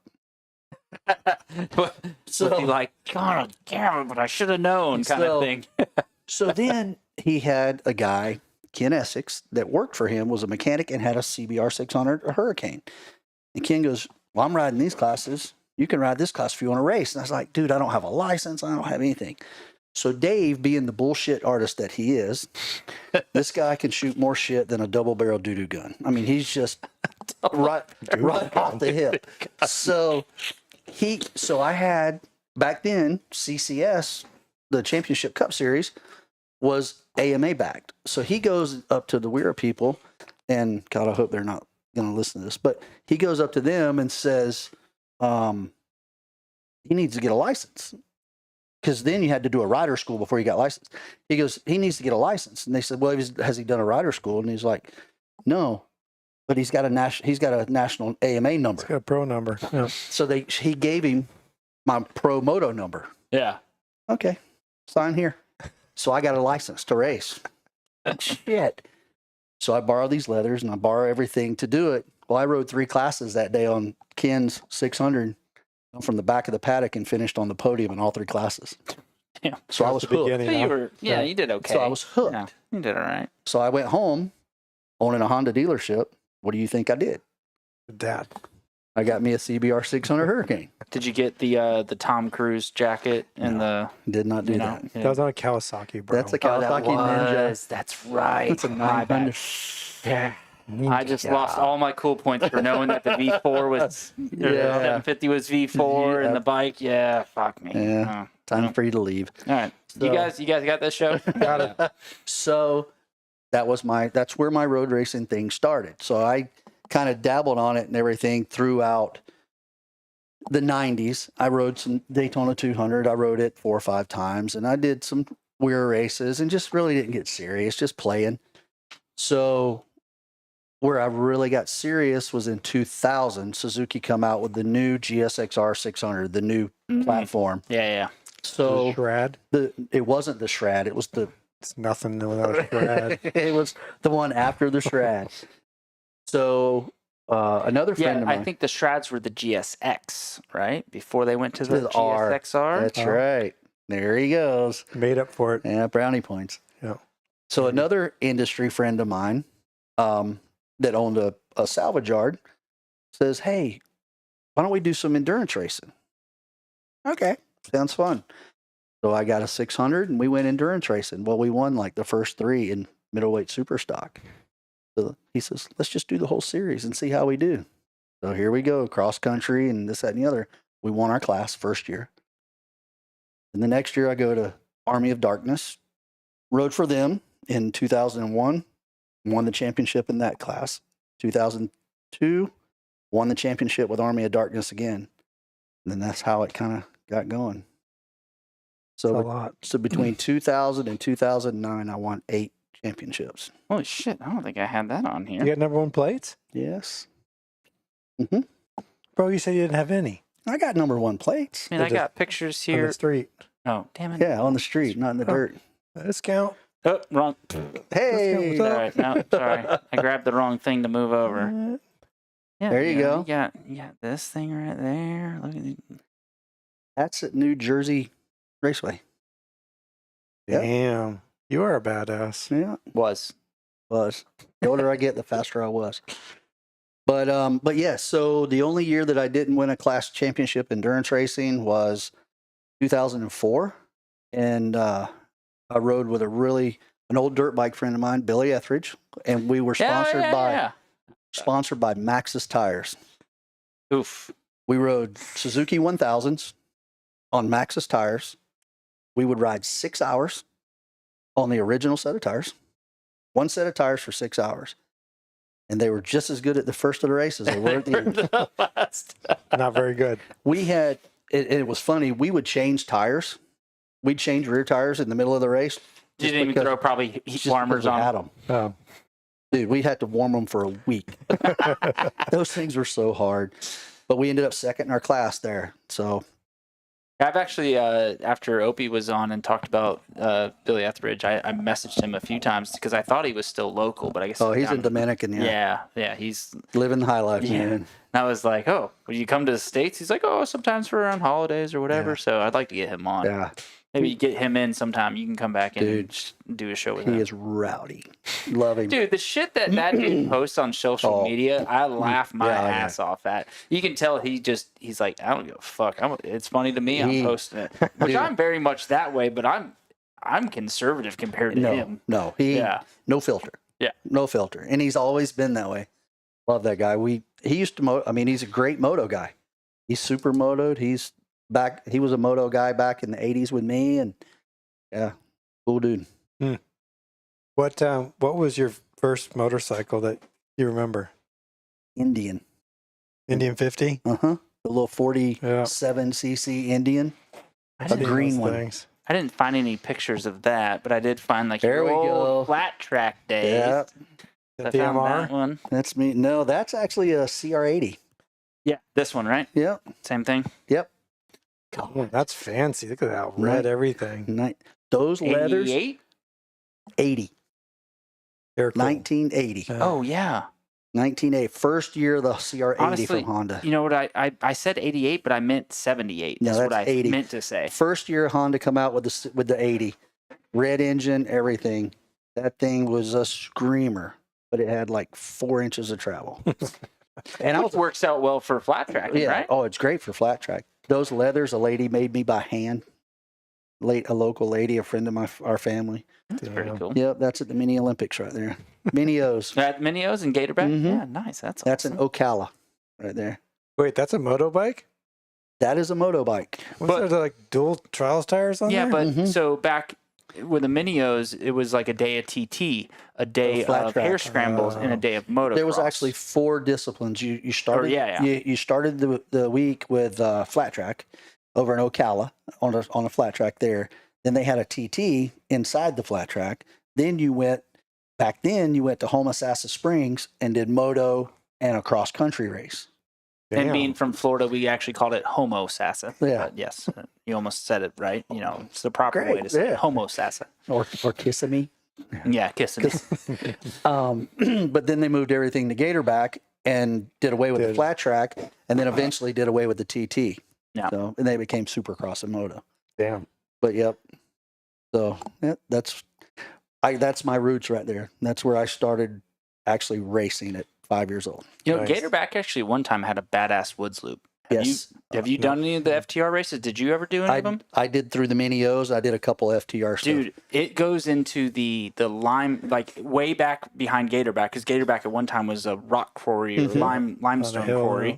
So there's still a massive one out. Dude, FTR would take you through a bunch of really cool woods things, and they would take you along a trail where you've got a 100-foot drop off the right side of where you're at. Like, if you screw up, you're dead. And it was fast. Yes. Super fast. And then when you finally get down into the thing that's the 100-foot drop, it's a 5th gear mile-long straight. You go to this one cone, you turn around, and you're 5th gear back. But, dude, you're just, like, tucked in. Dude, it was so much fun. Like I did not expect to have fun with that. Wow. Yeah. I did FTR 2 years when I lived down there, but I don't remember. I probably did. Yeah. What years? 93, 4. Oh, no, way after that, yeah. When I did it was 06. Oh. But they got rid of doing the trails because they took that a big part of it, and they made that third motocross track, and I forget what they call it now.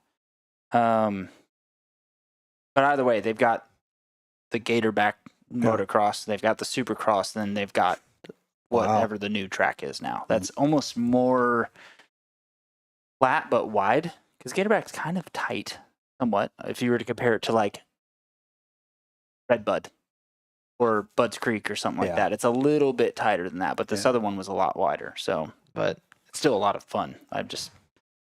What's some of the let's pull up some of the pictures we've got here that I pulled from you, Mark. My dad. Pops. Yeah, I figured that was gonna be your dad. Did he always have a stogie in his mouth? Yep. Oh, that's his thing. That's what he smoked like a freight train. But when I would race, he wouldn't, because he smoked so much. When I raced, he'd put that in and chew on it. And it was a full length. And then by the end of the day, it was gone. Yeah. So what I actually love the most about this picture is the hat. Yep. And the old camper in the background. So if you ever see my dad, and anybody that knows my dad, he always had his Honda hat on, and he's probably got a Honda shirt on. If you go back, he's probably got a Honda shirt on that. But back in the 80s, see? Yeah. Honda. Yeah. Look at that. Got his Honda shirt on. And back then, our race team jackets were reversible. So the inside was like a khaki color jacket, and the outside was blue, white, and red? Yep. Every day. So you think kids are crazy now because they wear hoodies in the summer? He had a jacket on every day. Wow. That was him. So he was hip back then with his jacket? Absolutely. You know, yeah. Probably just pulling chicks in the pits he didn't even know about. Was he one of those guys that yelled at you? Yes. If he sucked, he was like, we're just packing it up if you can't hold them wide open. Yeah. So we were at a Loretta Lynn's, I'll never forget this. We were at a Loretta Lynn's qualifier at Gatorback. What we're here for. And I rode like shit the first moto. And, come out of the quarry do the drop off, go into the quarry. Then they had the big double. Loretta's or? No, at Gatorback. Yeah. Okay, I thought you said Loretta's. No, at Gatorback. It was a qualifier for Loretta Lynn's. Oh, okay. You go down the quarry and you kind of go up the dog leg, and they had that big double at the top. Mm-hmm. I wasn't jumping it on my 125. I came in, I got like third behind Turpin and Vince Devane or something. When I got back, my 250 was in the trailer. All the shit was put up. He said, just load it up, we're going home. No, I don't want to go home, no. And I finally talked to him. I cried. I was 16, 17 years, crying like a baby. I didn't want to go home. So the 250 moto was coming around, and he said, if you do not win this moto, we're fucking going home. We're done. All right. I got stuck in the gate. So I busted my ass. Probably the best race I ever did in my life. So I was coming through the pack, and usually he'd stand by the track and, he'd just go or whatever. He wouldn't do nothing. He was just arms crossed with a cigar in his mouth, just watching. Come down to the end of the moto, and I got to the top 5. And he'd point at me, and then he'd point at the guy. That's all. Just point and point. And Yes, I think I ended up second, but we didn't go home. But Give it your best. I gave it everything I had, but I got stuck in gate, and I remember just like it was yesterday when I got stuck. I was like, "Fuck, what am I going to do now?" Guess I'm going home. I rode my ass off, but that double, what a lap went by. The rest of the day, I didn't jump it. So, Ruined your whole chance. Yeah. So yeah. But no, I mean, my dad was cool. We had a really good relationship, but he was hard. He was really hard, and he knew if I didn't give 100%. Yeah, and he let me know it too. Oh yeah, yeah. But you're kind of opposite now. Yeah. Except for if you're in trouble. Oh, he's the one yelling at his kid. No, he doesn't do anything. I do, but Nicole. I do. Oh yeah. So. Funny story. We go to a hare scramble, and I take Andrew. He's one racing, and I was getting back into it to ride with him. We go to a Sorks race. We go to the starting line, and he calls me Marky. He goes, I don't want to ride, Marky. I was like, why, bud? He goes, I just don't. It was muddy. I mean, bad muddy. What race was it? I'm just curious. Maybe it was when I was Screaming Chicken, Chatsworth. Is that the one I went to with you? 4 years ago. No, you weren't there. That was Mother. before me and you Wow. kind of started hanging. But we went there, and I said, if you don't want to ride, buddy, that's up to you. There was a Screaming Chicken race I was at one time. It was muddy as This hell. was I was terrible. so hungover. It's up on the side of the hill, So hungover. and it was so deep, rutted up. Go through the pastures, and they were like ruts this deep and like for miles. I mean, it was terrible. Screaming Chicken, the one with like a newer house you had to drive the. Yes, yeah. That's I got stuck going in. one I went to was with you. You know what? I don't think it was that. Lapped you. Yes. Well, I only rode one lap, Oh. but he didn't go. And I said, if you don't want to ride, buddy, I'm not going to make you ride. Just go back to the truck. I could hear my wife yelling and screaming before I ever got back to the truck. Get that. If you're not going to ride, don't ever ask us to go ride. We spent all this money. I mean, the typical dad move. We spent all this money. But it was to your get-" wife. Oh, my wife. Yeah. Dude, I think Raised it's the hell. race. That's the first time I met Nicole. Raised hell. Maybe. Yeah, she was not happy with I it. had my Honda. It was all my Yes. Honda. Yep. But I rode one lap. I fell more times in that one lap than I did my whole racing career. This one wasn't that. That one It was I just. at then. I remember it going up the hills and the sun was in your eye. Yeah. And it was on the Yeah, side of the hill. And then you go down Yep. the. Yep. And It it was smelled like chicken terrible. shit. And I looked at Andrew. I put my arm around him. I said, buddy, you're smarter than I am today. It was horrible. Horrible. But my dad pushed me. He really did. He pushed me to get the best out of me. Sometimes I think it was too hard and it took the fun out of it. Yeah. But then after I got hurt, I really appreciated it whenever I went back to racing. Yeah. Because once I broke my neck, he never went to another race. Was he there for the race that you got Mhm. hurt? Do you think Yes. that changed him? Yep.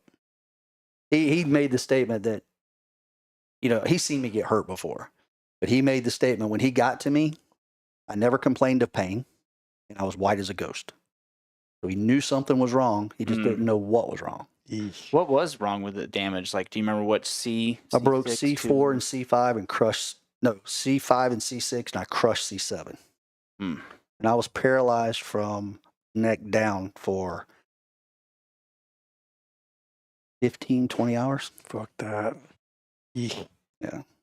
That would have scared me out of riding. Yeah. For So, sure. but he told me, he goes, if you want to do it, I'll support you. But he never went to another race. I think he went to watch me at one arena cross in Macon, but he never saw me road race. Never once. Can't blame him. Yeah. I don't Yeah. watch my kid getting hurt. Yeah. Me either. Yeah, I mean, lucky enough, my kid's still like on this electric KTM where he does have a spill. He did have one where he messed up the brakes on a Stasic and like the 3-foot tall copings for the pump track and just went right off the edge and right onto his stomach. Where I was like, "All right, Uh-oh. you just," I for a second was like, "Oh fuck, oh fuck, oh fuck," and then I was like, "Okay, no, go back to the same calmness you have when your buddy wrecks because that's the best way to handle it, So I like did the whole checks and settlement, like went through it all, and but it was hard for half to 1 to 2 seconds. I was like, oh no, but then I snapped back. But Usually we're laughing at our buddies when they wadded up. Yeah, you stupid usually- ass. well, If you he's can- moving, you laugh at him. Right. you can usually see the crash where You're like, you uh-oh. can kind of judge it a good bit. But how many times has your buddy crashed where you're laughing at him and he's really fucked up and you don't know it till you get to Yeah. him, and then fucking You kinda- arm is completely in a Z, or they're Yeah. You kind of have puking up you blood. have that moment you watch him crash. You go, oh shit, he's moving. He's good. So, all right. So we really went around this to get to the question of what the hell is AMA Moto GT Okay. class? So Moto GT. So you had road racing was AMA, okay, and then back the France family from NASCAR come in and bought like the Daytona. Did you see Opie or Chris's show where you talked I about heard that? Opie. Yes. Okay. Yes, Okay. I'd be curious yes. to know your side of that too. I But can't say a whole lot because my wife worked for them. That's how I maybe met my should wife. have her on then. That's how I Yeah. met my wife. Oh. But so they had a series. It was kind of like an endurance series. It was almost like the Grand Am series in cars. Okay, you have your AMA stuff or your sprint stuff, and then you had this section was kind of like a Grand Dam thing. So it was short 3-hour or 4-hour races, and it was endurance. So I One had rider? two riders, and they had classes. So I rode a Triumph 675, Daytona 675, and just was kind of doing it for fun out of the back of the pickup truck and all that stuff. And shit, I started winning. We started winning races. Barber, I love Barber. Barber, it was in the rain. That was my first AMA road race win. So it was pretty sentimental there because it was basically close to home. So we started following the whole series out of a back of a Dodge pickup truck. Me and one guy, Jerry Reeves, and we ended up winning the championship. My co-rider was Phil Caudell. I was just about to say, Yep. so the info I have here is Phil Caudell. There was some challenging weather conditions Yep. at Barber, completed a 40 lap Yep. clinch to the win. So Yeah. what made it to where you was really just so difficult, or like, you know, about that one that made it what it seemed to be? Well, number one, it was my first AMA road race win. So that was the big thing. But Does it really count though if it's two, you know? Yeah. Does it count? Okay. of course it All right, does. all right. Of course it does. Okay. I took the checkered flag. Hey, look, I gave him shit about his vintage thing. I saw an opportunity. I took it. Okay. It's recognized. But if you ever been to Barber when it rains, number one, it's like super like sunshiny and dry. And it's like being in Oklahoma in a tornado. It just pops up like that and it gets bad. Well, I'm a really good rain rider. And it started raining and I said, I want to ride. On slicks, so you got We put rain DOTs. tires. Yep, rain tires. So it was really we were such a low budget team, and I mean we were basically it was race to race. And I was begging, borrowing, and stealing all that I could to get there, and you know begging everybody for $1 here and there, like panhandling, just to get to the races. And if I won, I could go to the next race. So What'd you win? Like, did you win any money? yeah, I mean it was decent money. Yeah. Like- For road racing, like how much? yeah, there seems to be a lot Um, more money kind of going along with that. I think to win that race, $1,500. That's like 15 grand. Oh no. But I had Dunlop money and I had leather money and I had a helmet money and I had, I used all that. But I mean, it was decent. But we made it through the whole series. And the cool stuff through that series, Bill and I started together, and then we partnered up with the guy with the beer distribution center later in the season. So he's the one that had all the money. So then we had two teams. So Phil went to ride on the other bike, and I teamed up with Doug Poland for one race. Then there was a couple other guys that helped me out and rode with us and stuff. So I mean, we did well. So we clinched it a race early, and then we went to the Daytona 8-hour and dominated there riding Ducatis. I feel like that would be a fun race to do, Daytona. Well, actually, I was talking about it with Billy Eisenacher a long, long time ago, and he was like, I fucking hated racing Daytona. And I think Opie told me too. Like they had, there's they call it like the Daytona, like bruise mark or whatever. Like apparently, like with going down the long straight, it's so. It's the like, banking. Yeah. Before they repaved it, it's like because you're tucked down in the tank and the tank is just doing this, so you'd end up with this big old purple, blue, black mark on your chest. From NASCAR running the bottom groove, it got rippled. You could actually see it, where they bottomed the cars out. Before they repaved it, it was super bad because you'd be flying tucked in and you're bouncing off the tank with the G-forces pushing you down. Ouch. And your sternum would get bruised and it hurt. Yeah. So everybody would either put stuff in their leathers to pad it, or I had a big like a towel and I would duct tape it to the top of the gas tank as a pad. Bouncing along. Yeah. Daniel said that you would just stuff a bra. Well, maybe I did that what too. he did? Yeah. He didn't actually say that. I just thought that was Maybe. a good thing to. He probably would say that. He would say that then. He's like that. Yeah. He wears one all the time. Tube top. No bra, just tube top. Whatever works. Honestly, would it? I mean, I've heard of crazy stories about like guys painting their fingernails for arm pump, to prevent that. That's Dan. That's Dan. Dan has that. Do you guys really not get the reference that I just threw at you? No. Yeah, I did. Okay, thank Yeah. you. Yeah. Motocross, the Disney movie. You don't Oh remember my that? God. Okay, at least you got it Yeah, once I I said it. got But it, if you didn't know it at all, Yeah. I was You I actually got paid it. attention in that thing? I couldn't. yeah, I couldn't. that came out when I was in high school. Oh my God. it's I wanted so to bang that dude. Chick. bad.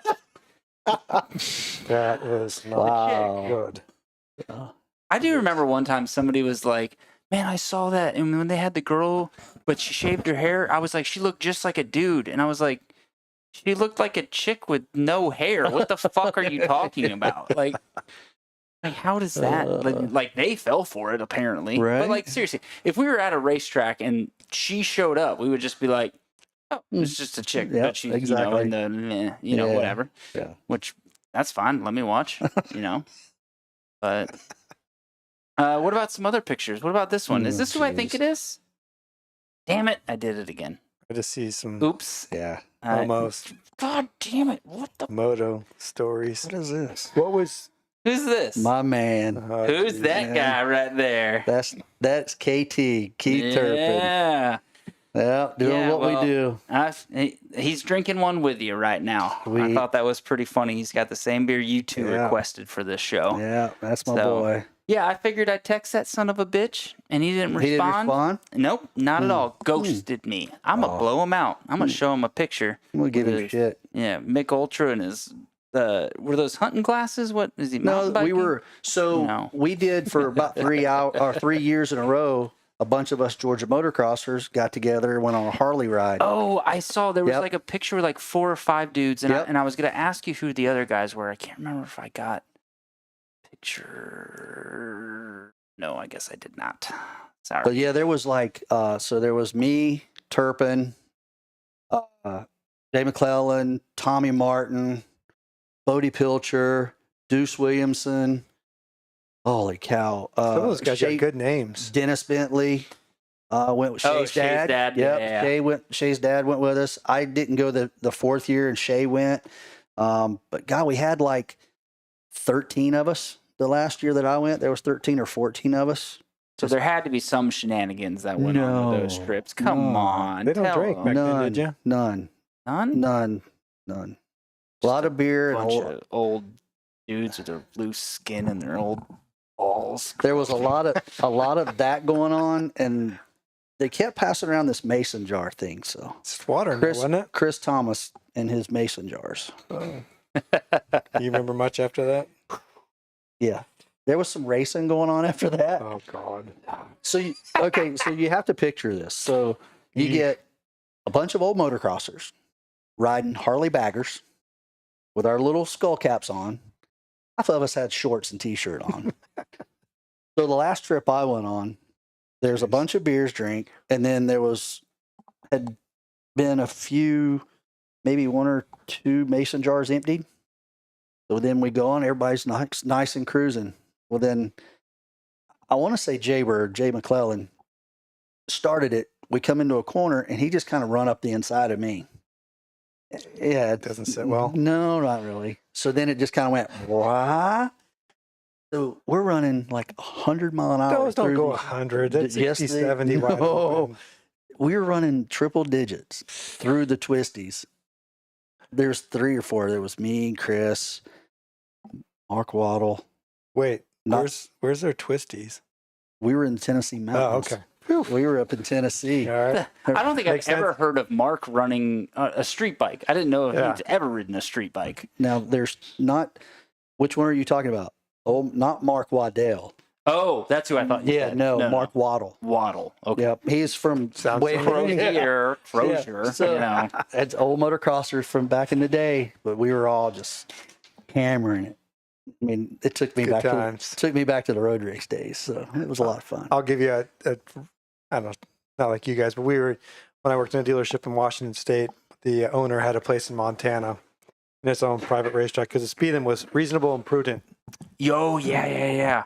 Do you remember when the Interstate first came out? Or not the Interstate, the Valkyrie first came out? Mm. Do you remember the commercial that Honda did with that? Uh-oh. So it was do. like, it was driving. Tell it. Do you remember it? I remember some of it. So it was like these people were taking a long trip And then basically the end of the trip was like getting into Montana where it said no speed limit. And that was like their marketing video for it. Yeah, it was. Dude, all right, so that's another thing. You were talking about like, how do you remember these things and that? I can't remember a bunch of shit, but if you bring up something that sparks a memory, I can bring it up. So that, I feel like that's probably what a lot of the stuff is too. You know, like you just have a certain, because I've even had people tell me things of stupid shit I did in high school, and I'm like, I honestly don't. That sounds like something I would do, but I don't remember doing that. You know, so yeah. And that's actually kind of, I'm just touching back a little bit on this. This is why I wanted to do the show, because I love that natural. Oh, what about this time that you did this? Yeah. So let's keep that going. Yeah, it was the Montana trip, so it was nuts. We were like on all CBR 1000s, FCR 1000s. We all had big balls and wanted to go 170. It was pretty spectacular. I just remember going across the straightaway, and it was going to Jackson Hole, Wyoming, and it was forever long. But we're all just wide open, 160, 170, and Phil was on his FCR 1000 with tank little tail bag, and I saw it go, boom, sucks in the wheel. And then you just start seeing smoke coming off the tire, and you know, razors and toothpaste and shit were fine, but it never really locked up. It kept going a little bit. Like shrapnel you were oh my god, dude! Point. And it started to swap towards the end because the car was coming. He didn't crash. I don't know how.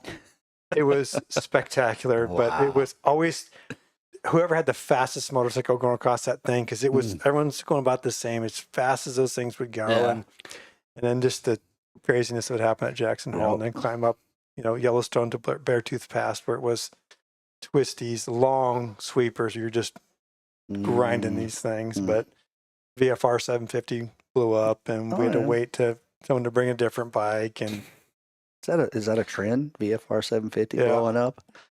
It's just. You know, they were called an interceptor. Maybe they just need somebody to intercept them into a back of a truck. Right. You know. Yeah, Montana trips were very epic. Fish at night. But yeah, never even been up in that area. Like I went to California before going to Thailand, but that's the furthest west I've been, or Texas. Like I've never got to experience that stuff. I'd like to. I take that back. Vegas, got to ride Vegas desert one time. Straight, but no.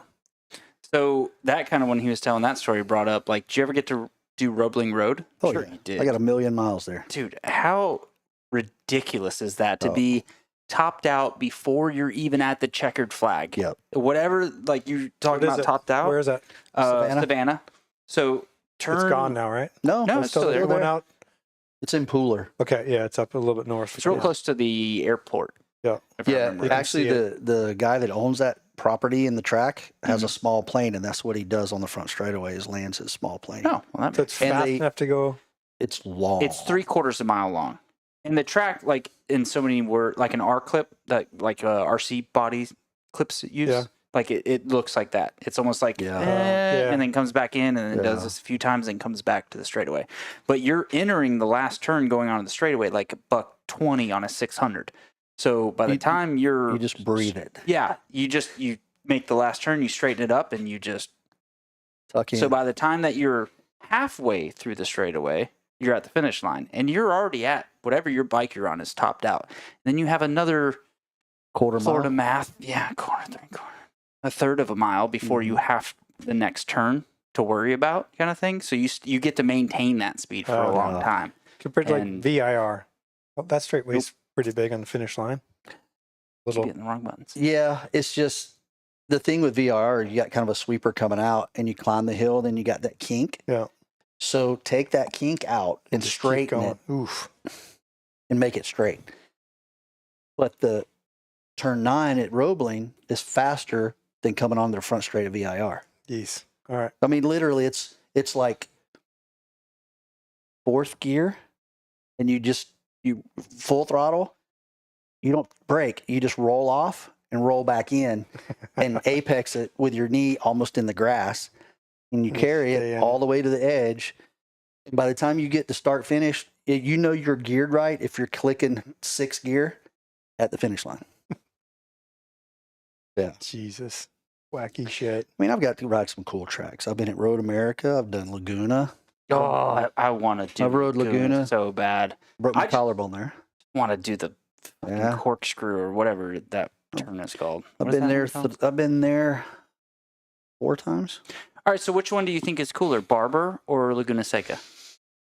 Prestige wise, No, Laguna. just a track of like the course itself.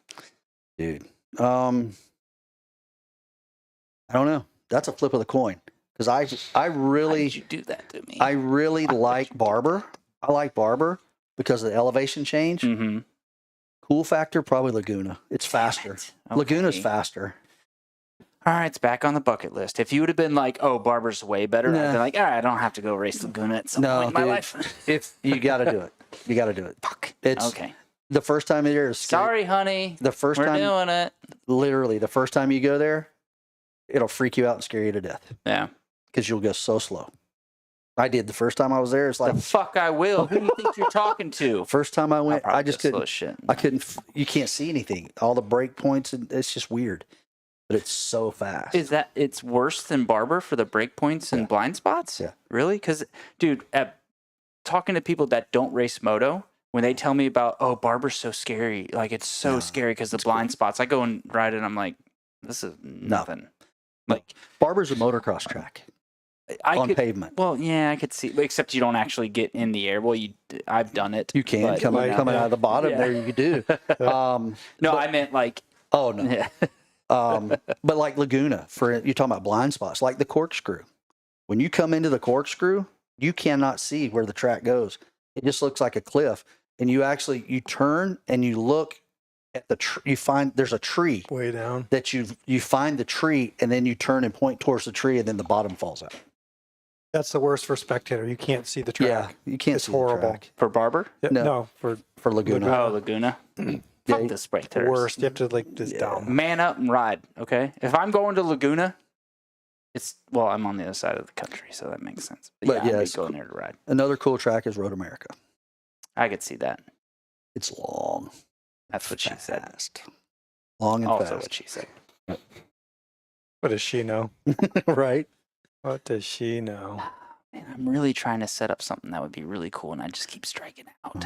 Here we go. It would be, no, this would actually be pretty cool. We have a similar connection for teammates of when you said somebody's name, and I'm trying to get their number so we could call them. And I haven't talked to this dude in 18 years. Mm. So Probably not if I going to could get answer. it. Well, I'm Who the trying to get his Fuck number is right this now. guy? Vince Domain. So I've got friends that knew him well. He was a teammate of mine Really? at one time. Yep, before coming up into So when- Georgia. Kind of going back a little bit when I said the whole Suzuki thing Mm-hmm. that I didn't get mine because I got hurt. Vince got it. Yep. He got my spot.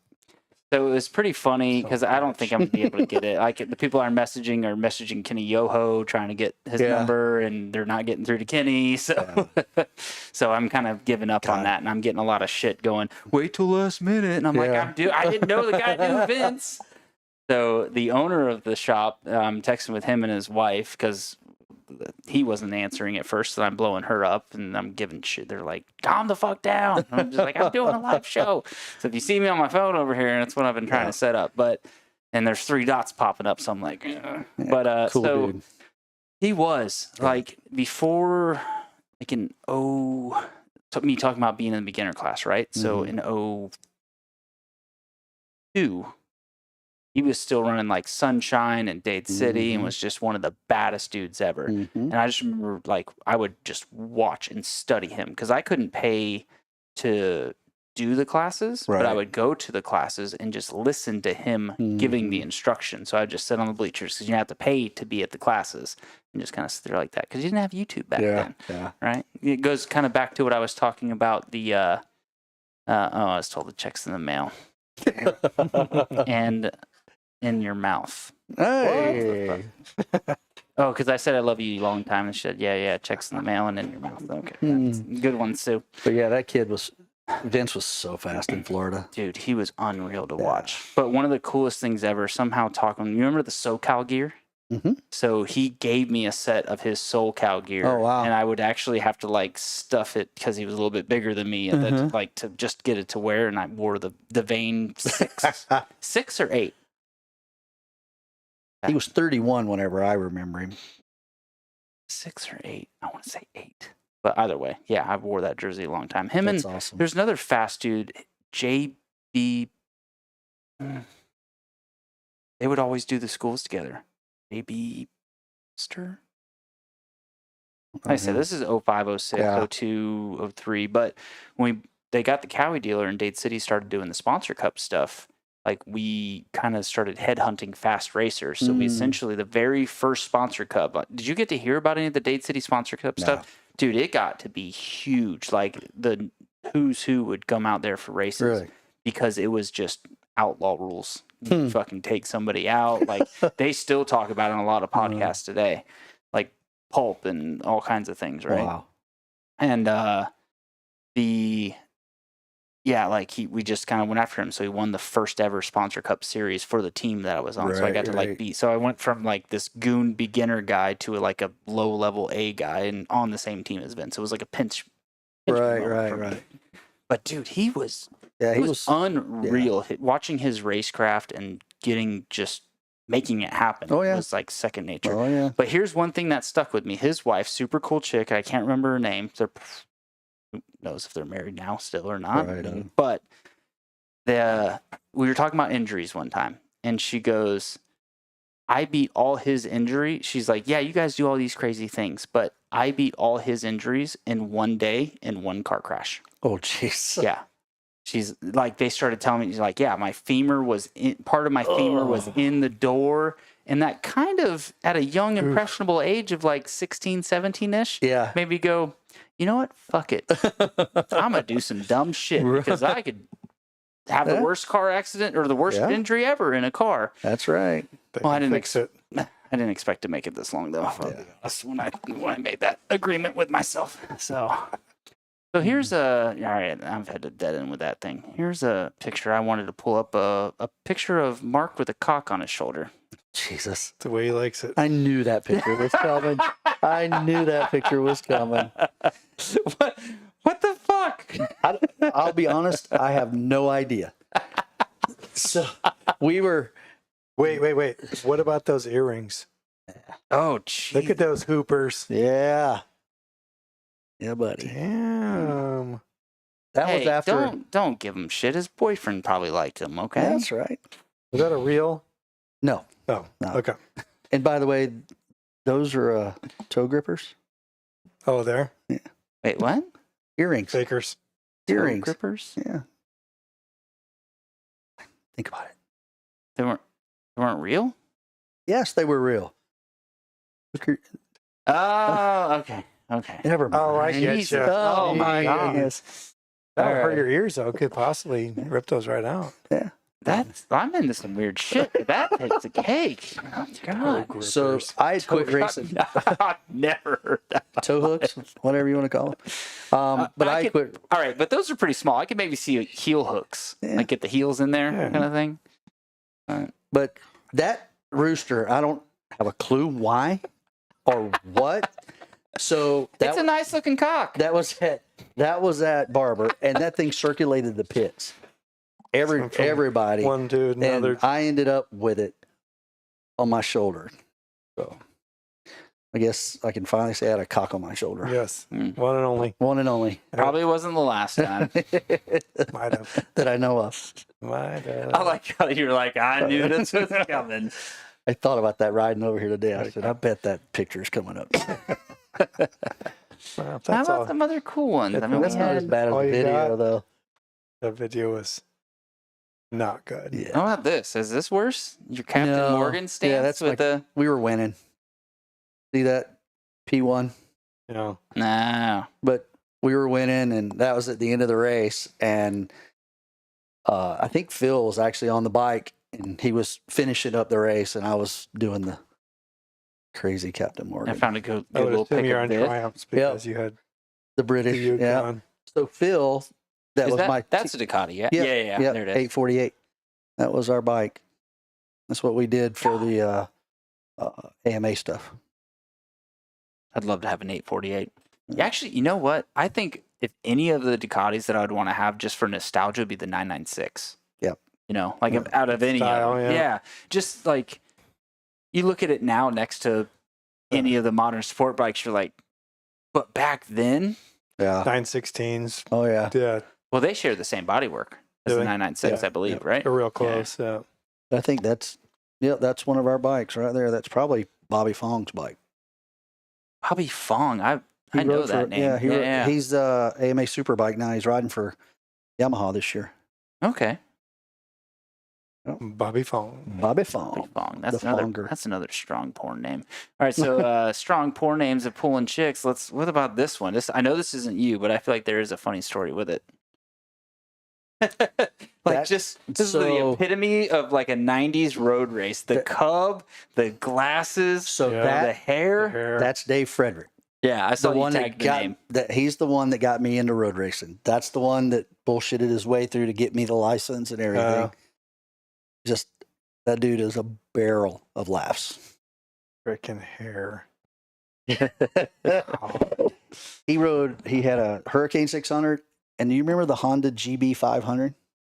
Single remember? cylinder. Yeah. XR. He had 500 one of engine. those and finagled an RS 600 head and top end off a flat tracker from Honda somewhere. And I love the box. Did all van. right? The old yeah. Cowie box van. yeah.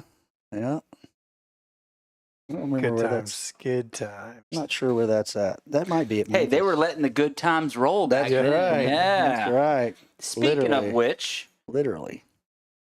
I did want to touch on the Kawasaki two-stroke thing, that news that just dropped. Uh-huh. Yeah. I had a little birdie tell me that it's going to be a 300 fuel-injected bike. Hmm. So that'll be cool. With a few more to come after that. I heard Yeah. a rumor today, listening to the radio on the way over here, that there's going to be either a 125 and a 150, and it's going to be a 250 or a 300. So here's my question to that. It always takes one, right? KTM's in a bit of a pickle. We all know that. But what if them doing that, and Honda would, I feel like in this case, be the last Oh, to absolutely. come on. They were the first to go, and I feel like they'd be the last to come on the bandwagon. Yamaha never gave it up, but they also didn't develop much. Right. Yeah. And I've also heard rumors of, I got some connections of, they're trying to revamp into those things too. Like they already have the Europe version. What's that? Fantic. The Fantic, Oh, there's yeah. already a 300 fuel injected bike over in Europe. With you know, electric start. with Yamaha part numbers, if you were to order it, kind of thing. Mhm. Like, there's a lot of things going on that wouldn't take much to shift it. But do you think that guys would put KTM in the dirt? No. What they have Nah. going on? Nah. No? Hopefully Cowie does it right and got a real frame and suspension, not just a Yeah. KLX 300 with Well, they said yeah. two-stroke in Well, there. And Or a, KDX type Yeah. frame kind Yeah. of thing. They Yeah. said it's not going to be a play bike. You know what I really It will not be a KDX. Yeah. what I really wanted to do, because there's the Kawasaki distribution place down in, I think like South Fulton or kind of south of Atlanta or whatever, kind of in between where we are or where you live and where I'm at. And I wanted to go to their thing with two Japanese guys, like just walk in like I'm just like talking you own the and then place. break out the camera, run out the door, and then be like, this is what they're dropping. And then have the Japanese guys come out and like bag me and take me away. Like, how good would that have been if I could pull it off? But I feel like I still want to make it happen, but it's probably going to happen when it's old news or Yeah, whatever. But yeah. I'm going to try to do that, people. I think it'll be a good little skit. That, Too funny. Yeah, that would be pretty good. I look forward to whatever they got. That's pretty awesome. Oh, Yeah. yeah. Get that thing going. I just just a change or whatever. Yeah. And it's even crazier, like, in your bingo card, would you have put that as a possibility for this year? No, no. Hell no. you would have gone electric Ever. with, Yeah. with the other things going Yeah. on. Yep. Can you even talk about some electric thing we were talking about earlier? Oh yeah. Can-Am has we have two motorcycles out. One's called an Origin, which is our adventure model, and then we have a Pulse, which is our naked street. They're 47 horsepower, but Is it Can-Am or is it BRP? it's Can-Am. Yep. Hmm. So those just hit dealers probably about 2 weeks ago, and just getting out in the market. We'll see what happens. Anywhere from 13.5 to 16.5, depending on which model you get. But Yeah, that looks like it right there. that looks like a little scooter. All right. Yeah, that's what I'm, like, nobody can see what we're looking at Yeah. right now. I'm trying to find what, because I hadn't heard anything on it. Can-Am electric bike. There it is. There There it is. Yeah. Is that it? Those are them. Oh, you know what? We've been showing those for quite a bit. They finally have hit the streets, and we'll see what happens. I remember seeing a picture of this, but I didn't think anything of it because it almost looks too fake or robotic, where like somebody would have AI'd a picture or whatever. So this is actually legit. This is a real bike. Yep. What's some of the features or stuff about it? So the biggest difference between like ours and a Zero is the charger, the inverter, the motor, and the battery are all water cooled. So it keeps a constant no matter if it's 100 out or 20 out. So it's that's the biggest advantage. We've had them in the engine in the snowmobile for three seasons now. So we've tested them in the worst conditions because obviously cold is bad. Well, not only that, but with a snowmobile, those things eat up energy. Yeah. So and the track's 15 inches wide. yeah. And So they actually testing hand them. up well with the snowmobile. Well, the range is pretty limited up there, but Okay. these are only maybe 100 miles if you're nice to it. We'll see what the true mileage is as you start beating on them, but maybe I'll hit a Sorks race on that thing. Do they wheelie? You have to take it out of traction control. Yep. Really? It kind of looks like a Tenere a little bit. Yeah, it's The got off-road KYBs on the Adventure model. It has KYBs on it, and we'll see. We'll see. Yeah. Yeah, I'm excited for Well, it. look, I mean, if they need to come on as a sponsor for the show and like, give one away, I'm just saying, we can talk, but it's going to cost them. I don't know if it's any faster than my 75 Can-Am, but we'll see. All right, but you hurt some feelings on your old KX8 500, so maybe you could hurt some feelings on this one. There It you would go. be nice to sneak up on people, because Yeah. the one thing about the bike, there's no chain. The chain's actually in an oil bath, so it is dead silent. All you hear is that little whine of the motor. Can't hear anything else. Wow. So there's no chain noise, belt noise. Let me get this right. You're on an electric bike, and the only thing you can hear is whining. Ow. Maybe not the best, Mark. You can hear Okay. nothing but yourself in the wind. Yeah, we rode them in cities. You can hear people talking on the sidewalks because you can't hear the bike. Yeah. It's freaky. It is Wow. freaky. Oh, What was the hardest part of like riding one of those? the quiet part. Oh, I Where's- thought I was gonna be telling your family you're into. Sorry, look, cheap shot. I had to take it. All right. Ting, All right. Thanks for the plug. I like it. Ba-dum-bum.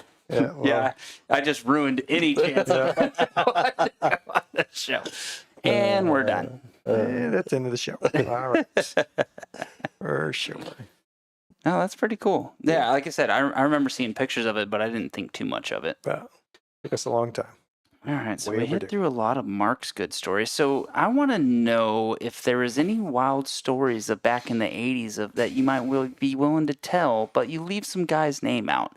Like you just say my buddy. No, usually I say my buddy Bob, but then somebody would be like, oh, it's Bob Hanna because he was around in that time. So my buddy Billy, I don't know. I just figured I'd ask. Is there any wild stories to that? Not really. I mean, back in those days, I kind of stayed house to myself. I got wilder as I got into road racing than I did anything else. But And let's be honest, it's because how much easier is it on the body? Like you got to rely on talent and not a lot of the other stuff we were talking about earlier. I was telling the story the other day is, we would do endurance races when I rode for Army of Darkness. They utilized, I was their A rider, so they abused me. We would do. I bet you liked it. I did.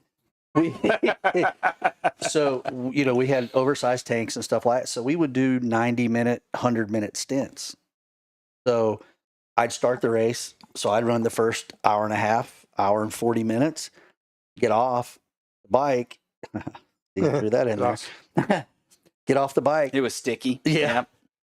My teammate would get on and do their stint. And then I would go on and do like a double stint. We'd do a 6-hour race and I'd run all but like an hour and a half of it. It was just, Yeah, dude. and I wouldn't be tired. But from doing moto, this was easy. It was all mental. Yeah. I mean, there's some physical dealing with the heat and dealing with stuff like that. But compared to doing moto and air scrambles and off-road stuff, it was like riding down the road. And like Chris and I talked about on our show, it's one of those things where you're doing work, but it's not until it's done where you're like, holy shit, I'm tired. Yeah. You know, like, oh man, I actually did some work. Yeah. But when you're in the middle of the other shit, you're like, Yeah. you know, Very tongues in the sponge. I don't ever remember getting arm pump. Yeah. Well, maybe the first time I went to Road Atlanta, I got arm pump because I was like, holy shit, all this. But I never had a problem with arm pump. I never really got tired. You know, I know I never got out of breath. That's a lot more than I can say about moto. Yeah. You know, like shit. Now 2 laps and I'm out there going, oh, I can't breathe. 2 laps, brag about it, asshole. What about like Supermoto was good? Just same thing. You didn't have to be in the best of That's shape. right. You could just go out there and do road racey / dirt bikey. Yeah. You know. So What about there was some AMA Pro Moto race that you somehow whipped Mark and Jeremy McGrath's ass? Why don't we, and why Mike don't we hit on that Metzger one? and This quite a guy. few. Yeah, Nat, you did some pro, supermoto Yeah. stuff, and there was a little bit of some stories there. We were texting last night, and that started coming out. I was like, guys, save it for the show. Yeah. So why don't we hit on that? What do you remember from that day? And I want to know what Mark remembers from that day. I remember I sucked. What bikes were you? I rode both classes, 450 and open. All I had was a 525 KT. Let's backtrack a little bit. What series? Where at? This is the AMA Supermoto Series in South Boston, Virginia. What year? South Boston. Boston. I don't know what year it was. 525, so 03, 4. Yeah. 02, 3, 4. I'm going to say it. So- I dated a chick from Boston. The happiest times I had with her was when she went to sleep because, damn, she would not shut the fuck up. But yeah, I'd never done it before. I said, shit, I'm a flat tracker. I'm a moto guy. I'm a road racer. This is easy. This was your first one? The one that he's talking about? Never even rode one before. Oh, that's funny. I show up at a pro race. Wasn't even my motorcycle. I rode somebody else's motorcycle. They took the bike there. All I had to do was show up with my gear. I showed up to an AMA pro race to ride this class. Yeah. Totally different. I didn't even qualify. That's probably That's what I thought was funny in the text when you were like, he was like, oh yeah, I waxed your ass and McGrath ass that race. And you go, I bet you did. I didn't fucking qualify. That's what I was like, guys. I can probably honestly say, if I look back through my whole racing career, that I've probably not qualified for a main event 3 races, maybe. And that's one of them. And the other 2 is because I crashed or something stupid. Did you have a slipper clutch or anything? Because we didn't have any of that stuff on any of our bikes. Yeah, I had one and I never ridden with one. Now, you were probably expecting some engine braking. I You was were like, yeah, what the fuck? Yeah. I mean, I had no clue. Yeah. No clue. Metal Different. ramps, metal tabletops. The hell is this? Launcher one, too. On pavement. Yep. Yeah, I didn't get the feel of it. I'd never done it before. Yeah. So, I went out heat race. I rode practice, qualifying, heat race, last chance, and went home. Well, Were you doing one of those deep cries on the way home? Just like, No, or were you just like, fuck it, I'd never done this before. I'm going to drink my feelings away. No, I basically was, holy shit, that was an experience. I mean, it was so weird because, I got flat track background and you use a lot of that. Yeah. I got road racing background and I'm a moto guy. Put it all together, you got supermoto. Nah. That's so far from the truth. It's crazy. I thought that I did a TT race in Tacoma at the Tacoma Dome with Nikki Hayden, Tommy Hayden. I'm like, fuck, I'm a supermoto guy. I can fucking do this. Yeah. I sucked. Yeah, totally different. Yeah. Can't explain that. Yeah. Steel shoe down, holding your foot down. I didn't get it. I almost got killed. Oh, yeah, because it's like your third counterbalance. Yeah, it kind of was thing. not Yeah, easy. yeah. I think I could just rip this thing. Yeah, you suck. Yeah.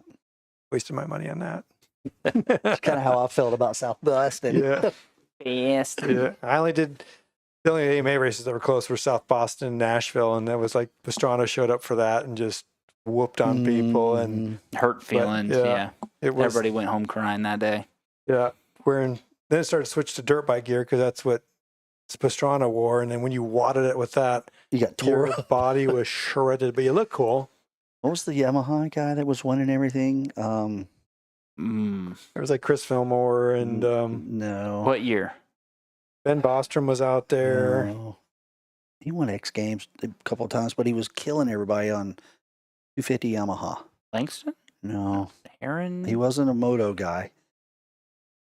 But he cleaned up Supermoto. I can't think of his name. Oh, Yeah, you I know who you're talking about because they've talked about it like on Whiskey Throttle and Show, and Yeah. there was like guys that became like kind of the Yeah. experts, and Yeah, that's this what kind dude of was lost a little bit. badass. I actually saw that you and Ping are like friends on Facebook, and I went to Creek to get pictures. Like, did you actually get to meet and hang out with him and Yeah, stuff? everyone was there. Like I said, Pastrana. I mean, Yeah. Pastrana, McGrath, and Mike Metzger, and all those. And Jeff Wardy would show up, and they did just put a spanking on me just Yeah. because I didn't have any slippers, and I was riding a WR 426 in the 450 class, so I never qualified in that class either. But big bike I could for some reason. Kurt Nickel, Kurt, he was there at South Yeah. Boston that day. Ward was there. it was a lot of people at that one. Yeah, Wardy It was there. Who was his teammate? I don't know. Like I said, the Bostroms would show up because they always stunk, and this guy smelled something fierce. But they were pretty. They were pretty. Hold on, wait, what? Yeah, the Bostroms are always known as. Very hygienic. Yes, they were not. Not very hygienic. Yeah. Okay, yeah, that's something that's new to me. Yeah. I didn't know that about them. They're fast on bikes. Needless to say, that's the most money I ever got paid. It was $700 for finishing sixth. Wow. I got a check and couldn't believe it. No. Yeah, Only. most I made was 320 for winning a race There you because my go. two sag got a crash. So yeah, I bought a T-shirt that day that was on sale for $10. I was super pumped to get a Lake Whitney T-shirt that was 3 years old for $10. Yeah, There you go. and also was like, I'm gonna use this money to finish paying for my college. Like, yeah, Jeez. yeah, good Supermoto time. was cool. Surprised it didn't last, but Yeah. it just wasn't promoted, or I don't know what the deal was with it. My understanding, there was a lot of misappropriations of funds from Red Bull that kind of Went somewhere. that whole thing. And I will say, I've always felt like kind of like you felt, which kind of fucks with my hopes a little bit of like what could have been, because I'm like, oh, I'm good at road racing. I'm decent at Doug Henry? motocross. I could, No, it wasn't him. Doug Henry was there too. Yeah, he was there. Yeah. but I felt like I could, if Supermoto kept going, I could have done okay at that. But nah, I'm pretty sure.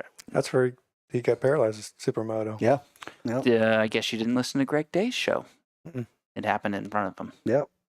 Yeah, it was. I rode with him at Myrtle Beach. So I did Yeah. another one there, but right after that, I think whacked himself. So I'm going to jump topics a little bit because you guys still have like a 2-hour drive, 2.5-hour drive home. So this is well past Murder, She Wrote for both of you guys. And All right. I know it's well past your bedtime.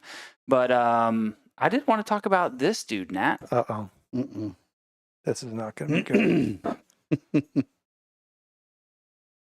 Oh, my pops. Yeah. Yay. Dude, so you and I, this was a Durhamtown trip. Do you remember any of the details about that?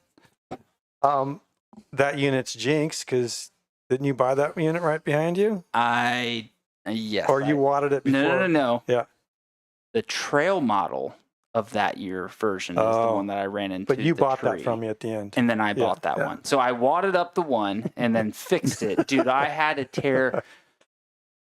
Dude, a lot. Dude, I had to tear that thing down. I had to completely disassemble a Can-Am side by Wow. side to replace the foot thing. It was a $40 part, and I spent more in rivets than I did Yes. in that part.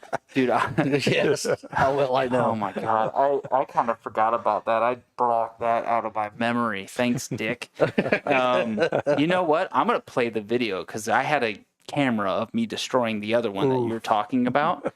But no, so that one I actually did buy from you months later. Yeah. This was 2019-ish, right? Yep.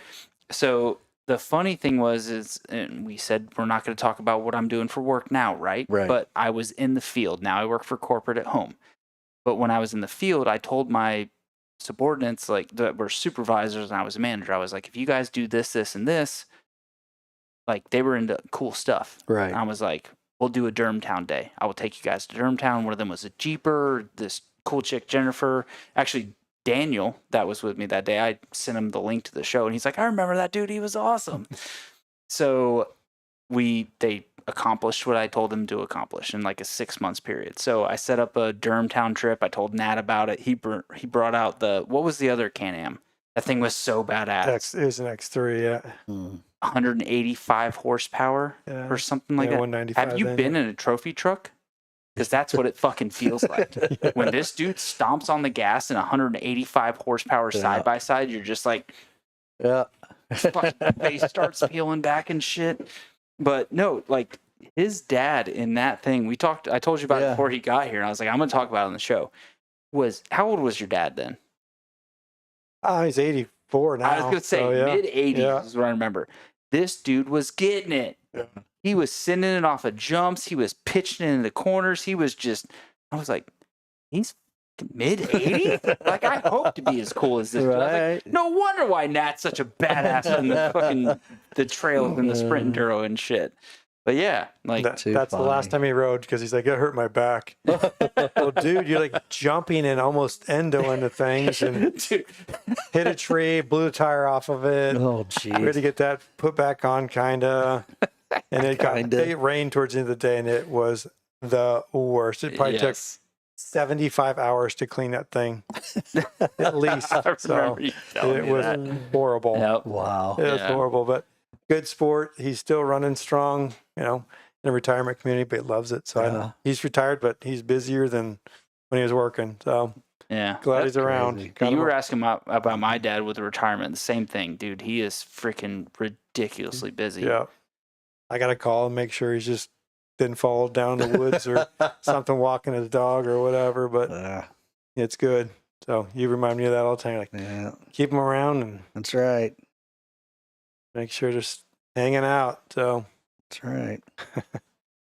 Idiot. He still has, he has a 606 horsepower Mercedes, but he only goes 55. Yeah. Right to 55. I'm not going to speed and get a ticket. That's the way my dad was. My dad drove a Mustang convertible. Dude, I just searched Durhamtown side-by-side crash. This is the first one that comes up. Oh, no. Hold on. Damn it. No, stop. I don't want to fucking watch Super Bowl on YouTube. He had that Mustang. That's the way he drove. 0 to 55. Like that. Mm-hmm. Going full screen. We're going to back it up a bit. All right, so this was a little bit later on the side-by-side trail. Here we go.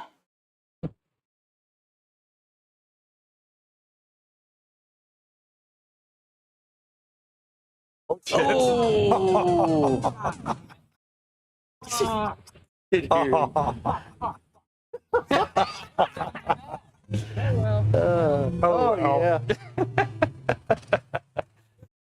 I love the Pac-Man music in the back. Pac-Man?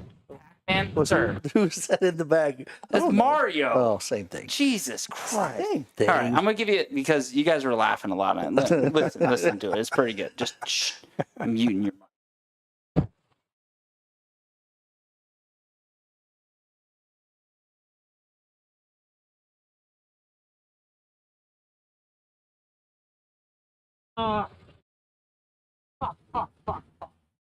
That wasn't even that bad.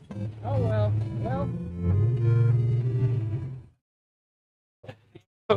So the funny thing with that is, like the A-arm that was really damaged was like $100.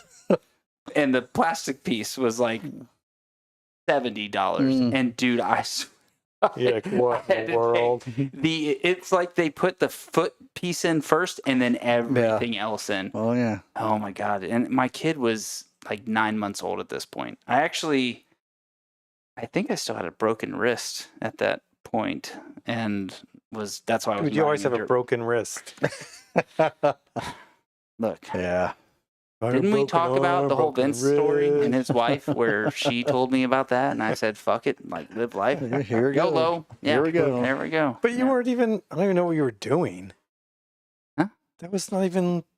All right. So what happened? See what happened was. See what happened was. Is I went into it and it started to loose, like get loose. And I went, oh, just stomp it and counter. Correct. Instead of keep spinning, it hooked and went forward into the tree. And by the time I realized it was hooking and going forward, I was like, oh no. So, yeah. Not a good feeling. Yeah. So what is funny with that is the fact that that was a corporate demo unit for a certain company who my dad was working for at the time. And maybe Nat was. So I had to put the whole thing together before anybody knew anything. But I did a damn good job, and it was put together the right way. Got handled. It was handled. That color and those units were jinxed. They just would fall over all the time. I don't know how many times that at the trail version, we had a sport which is a little bit wider. Every time to get to like top trails, it would just roll over all the time. Took some dealers out for a demo, fell over. The guy would unbuckle and then blew his shoulder out because he fell down. The big guy. Jeez. They don't roll over. They just couldn't wait to get rid of that unit because it was just sketch. So I do have a few of my segments that I usually do as we're winding down the show, and one of them is a stolen bike. And I've been kind of slacking on the past few shows. I've like reached out to a few people who had their bikes unfortunately stolen, and they didn't get back with me. But this dude did. So I figured that's kind of a part of it. And as usual, I don't have a bike yet for my giveaway like I did last season. But I'm looking for one. And if somebody helps this dude recover his bike, I'm going to give you 500 entries into this show. Or into the giveaway. So this poor dude, let's look at his Facebook post here. He fell for the... Corey, I've been DMing a few times about this. He fell for the whole come out to Decatur where it's greater and I will pay you cash for your bike. And I will say he's a little bit smarter than most, but unfortunately for him, they're getting a little bit smarter than most where they're going to hand you a fake money bank envelope. So he let the guy test ride it after he handed him the money, and it's not until he's on the test ride where you're doing this or you're like, what the hell? So, yeah, but I didn't ask him how, but he did get pictures of this dude. Wow. So that's a pretty good. So if you know this guy, you probably call him on Tyrone. I don't know. He's got your ZX14. I like this picture the most. Like, how did you get that candid picture? Yeah, that's a pretty good picture. But yeah, this was his bike. I'm not going to say it. I'm going to say a GSXR. But here's what I like the most about this bike is the fact that this is kind of one-off. Like, look at the bodywork. This is obviously a GSXR, I'm going to say 1000. Looks carbon. Yeah, a lot of carbon bodywork on this. And an extended subframe swing arm. What? I didn't mean subframe. Yeah, it's swing arm. legit one. Whiskey's kicking in. But yeah. So if you guys see this bike, know the bike, hit up Corey, let him know. I think he actually even offered a reward in his... Did he? Yeah, he even said, too trusting. And like I've said it several times on the show when I've done this segment is don't be the good guy. Yep. Cover your ass. Don't own the bike. Absolutely. Hold the cash. Make sure it's good. Have a money pin. I literally, so the 500 that I bought that we were talking about, and you're very upset at me, and 10 other people are upset at me about for buying. I got the money from the bank. I went to the dude who's a cop, and I still handed him the money with my money pin and was like, you want to make sure it's good? He was like, nope. But, right. Wow. And honestly, if I was a scammer, that's the way to do it. So if somebody does that to you, be like, yeah, I'm going to check it. Because if somebody does that to me, I actually do it still. Because I don't give a fuck about hurting somebody's feelings. So the other thing that I wanted to bring up, which is not a segment of mine, but I did have a segment called Assholes on the Internet, which my wife encouraged me to stop doing for reasons. But this dude, what up? Did you guys hear the story about the kid in, I think it was New Jersey-ish? That explains it. Yeah. Yeah, that does kind of explain it. Real close to Boston. I closed everything down, so now I gotta get into here, and I gotta get the messengers. Oh, look, here's all the messages between yours. So that's the daughter that gave me the video, Kayla. Oh, I'm going to get her. Yeah. All right.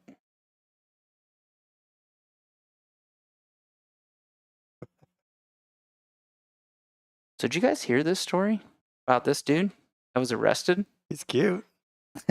Dude, watch the, like, I don't have permission for this shit, but I don't care. So this kid is riding his dirt bike and he gets stuck in front of his, I think it's in front of his house or just some neighbor's house where the, they had like a security camera, right? So this dude comes out of nowhere, starts bitching at the kid for riding his bike. Oh, I went too far. This is a grown man. This kid's like 12. What? Punches him in the face. Beats the shit out of him. Nice guy. Yeah. Wow. Where I was like so blown away when I saw it. Where I was like, I don't care if I have permission for this. I'm showing this on the show. Like, what kind of fucking asshole what's would he do hurting? with that? And then they went for is I got some other ones on this. I think this. They is the Google one. his mugshot. Yeah. Oh, he got arrested for sure. Oh, And they would not release him on bond. Mm, And he's good. also a unlicensed plumber who has a plumbing company. So yeah, you want to look into some more on this, dude? This was the funny thing too. When I saw this, people were putting his like company phone number up Oh, wow. and all kinds of stuff. Where I'm sure he's getting blown up. Oh, Where I was yeah. just like, thuggy ass punk. Yeah. like I don't care how mad some kid makes you. Like, Right. what kind of idiot is gonna punch a kid? It's a kid. And even we made a comment earlier. We're not going to go into all the details of how we got to this comment, but there's cameras everywhere. Oh, You yeah. can't get away with shit. Absolutely. You know? Absolutely. Yeah. Jeez. So I got- those are the two main things I wanted Yeah. to hit on before the show ended. But let's keep going. What's your favorite motorcycle you've owned? Dirt. Dirt bike. Oh, I know. Mom. Ooh. Whoa. Damn, he that Damn. bastard. You thought of that. Damn. Sorry, go ahead. Well, I'm all what's out of- yours? Your mom. YZ250F. What year? 23. It's a cross between that and my KTM 350. Okay, how about two-stroke only? 1986 CR250. Wasn't there some conversation about he built one that was like that? We were talking about it with the 500 earlier. At He- 86. He had an 86 500, and I built an 85 250. 250. Okay, that's Oh. what it was. I like my 93 CR250 Mm-hmm. or What's- 96 CR250. Here's a quiz for you. What's Pretty Boy's favorite bike? He is too complicated. No, It's probably his, 01 CR250? no, Yeah, it is. no. What is it? It's KDX 220. Oh, Mm. wow. You know this because he wanted to race it in the 24 race, and I talked him out of it. Yeah. But he's like, it's the best bike ever. Yeah, whatever, dude. It's slow as Wow. it could be. They're fun bikes, though. Yeah. Yeah. They are fun Let's bikes. run out of like- suspension. Hooking up with a big chick. It's fun. That's Seeing right. friends, see you. Right on. Right on. Four strokes, obviously. Thinny 350. Honestly- Actually, my 18 KTM 350 is the best one. Yeah. Like 23 is you okay. asked, like, what's my favorite one? What are we doing? You know, Just all around bike. Yeah. no, I need to know what I'm doing. That's going to determine what I'm Off-road what I'm only. getting. So your Sorks race. 250 FX? What year, though? Which one? You probably had so many Yes. of them. Yes. Yes. Yeah. All good. Yes. Yeah. Yeah, doesn't matter. It really doesn't. Like, get the suspension set up, electric start, good to go. Yeah. My 250F I had was pretty cool. Too much revving for me. Not in the woods. Too much revving. Too slow. Well, what's yours, Nat? 350s. Oh, yeah. I'm still All trying the to- time. All the time. Let's see. Where Moto. some other ones for the year. Supermoto probably Podiums. worked pretty good too. Yeah, mine does. Well, I feel like we're kind of getting close to the end of the show. I don't want to keep you guys too long. You got any? But I do want. Dude, I know, Mark. There's some stories in there back in the day that wish I could get out of you. Just We'll do it again. no. I'll do some no. thinking. What if something happens? What if this is it? It's What if, not. What if this is all your kids have to remember you Oh, by? Jesus, Okay? here You we know, go. like, can you just let out the stories? Let them know. I don't really have any, honestly. I don't. That I Have you can think ever- of. Have you ever ridden maybe after a few beers out in the sand dunes? No. Oh, I have.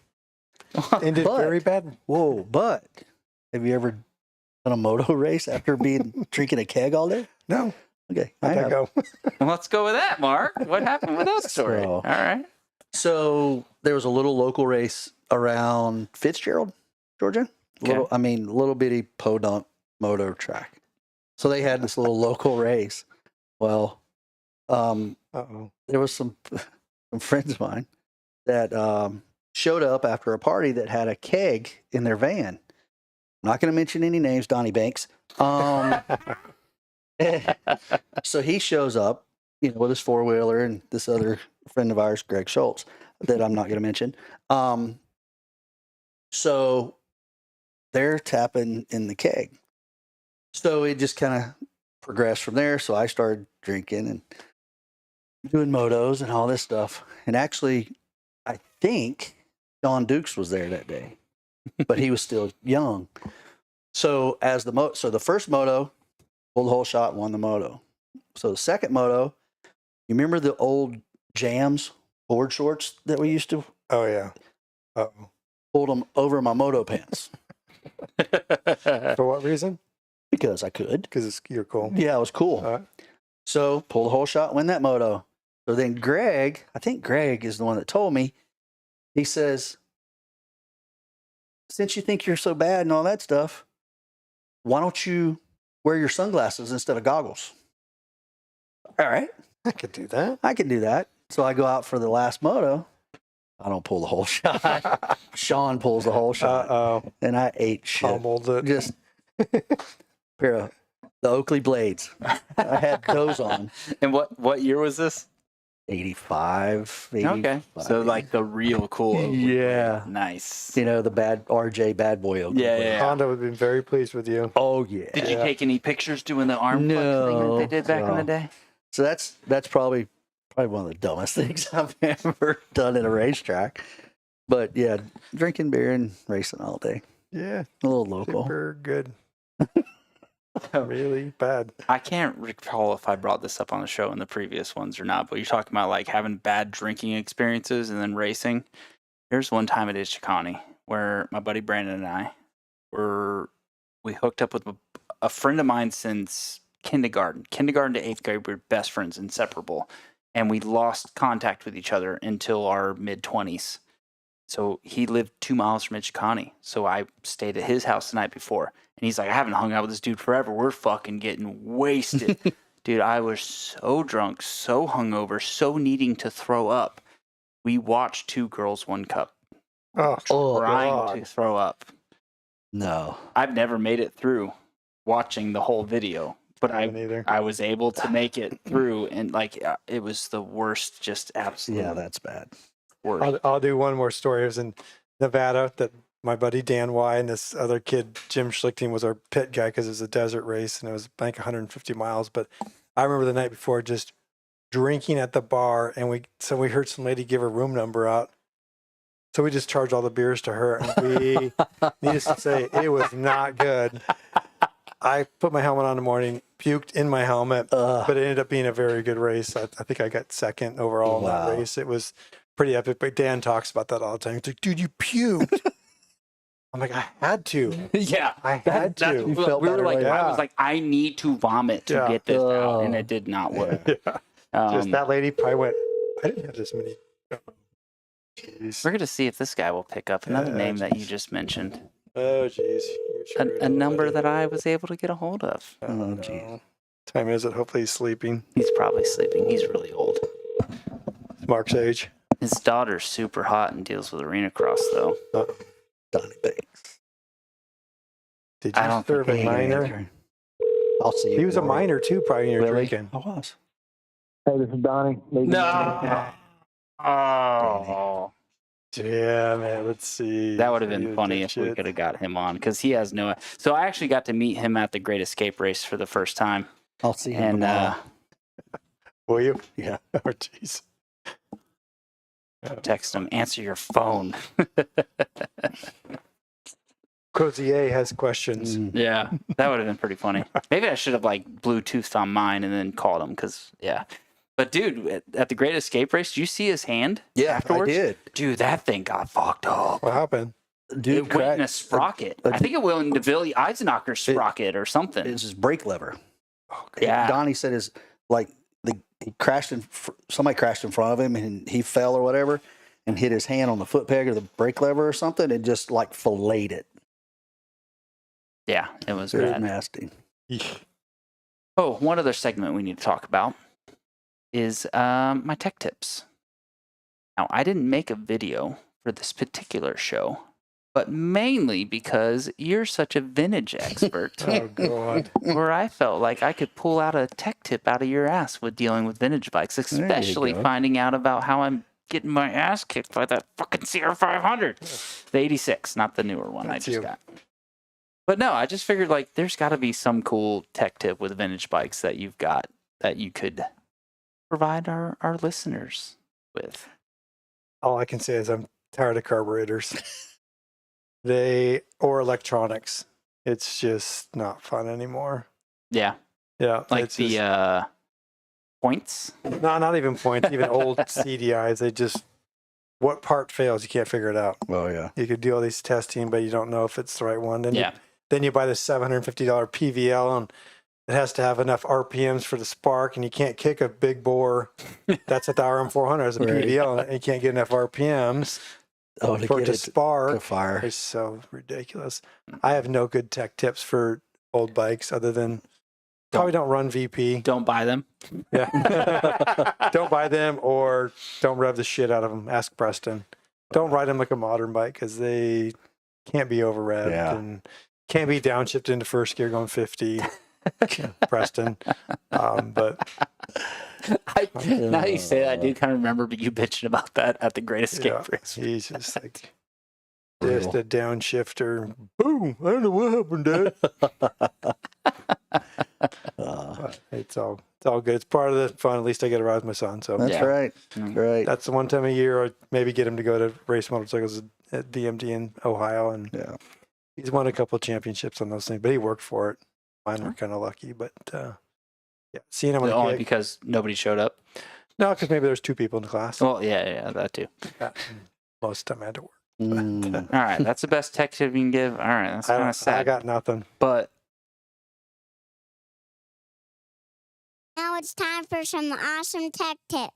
Transform your comfort with Innovative Mechanical LLC, specializing in HVAC service for residential and commercial properties. They provide expert installation, maintenance, and repair. Their certified technicians ensure top-notch service, whether it's air conditioning, heating systems, or indoor air quality solutions. Serving Georgia since 1999, they prioritize customer satisfaction with prompt, reliable service at competitive rates. Routine maintenance to emergency repairs. Trust Innovative Mechanical LLC for all your HVAC needs.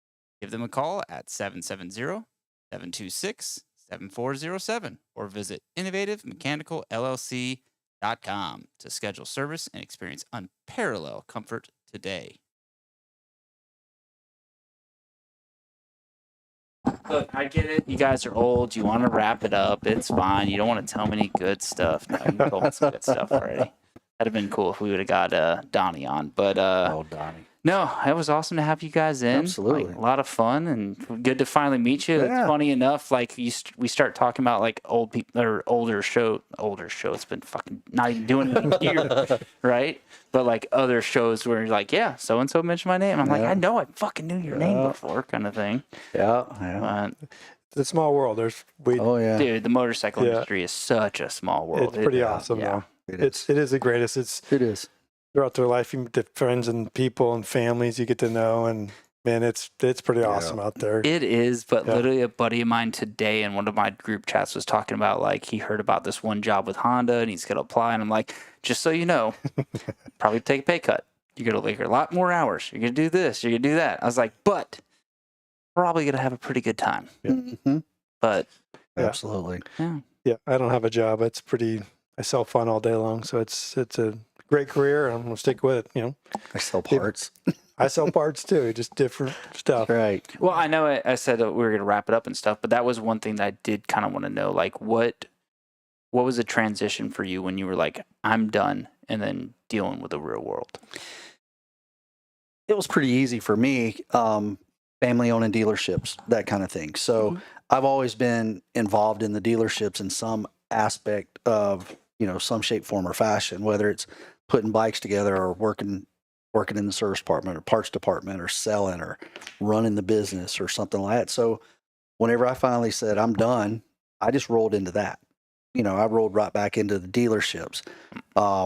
Then, in 2002, I sold the dealership that I was at in Warner Robins. I sold it and just kind of got out of the industry completely and went to work for steel chainsaws and Husqvarna outdoor power equipment for a few years. Oh, so you were still with motorcycle stuff? No, yeah, Husqvarna, Husqvarna, and then I went to work for FedEx for a while. I mean, I just kind of cut myself and went away, and I was with FedEx for a while, and then, once it's in your blood, you always keep coming back. So then I went to work, started working in dealerships again and everything, and now, I'm still in the industry, not at dealerships, but I'm still having fun and playing with motorcycles.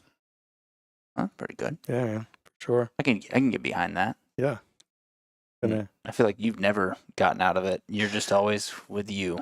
Yeah, man. I graduated from college and raced for the dealership that back in Washington State, and then he goes, "Hey, you want a job?" And parts guy, parts manager, Tucker Rocky rep.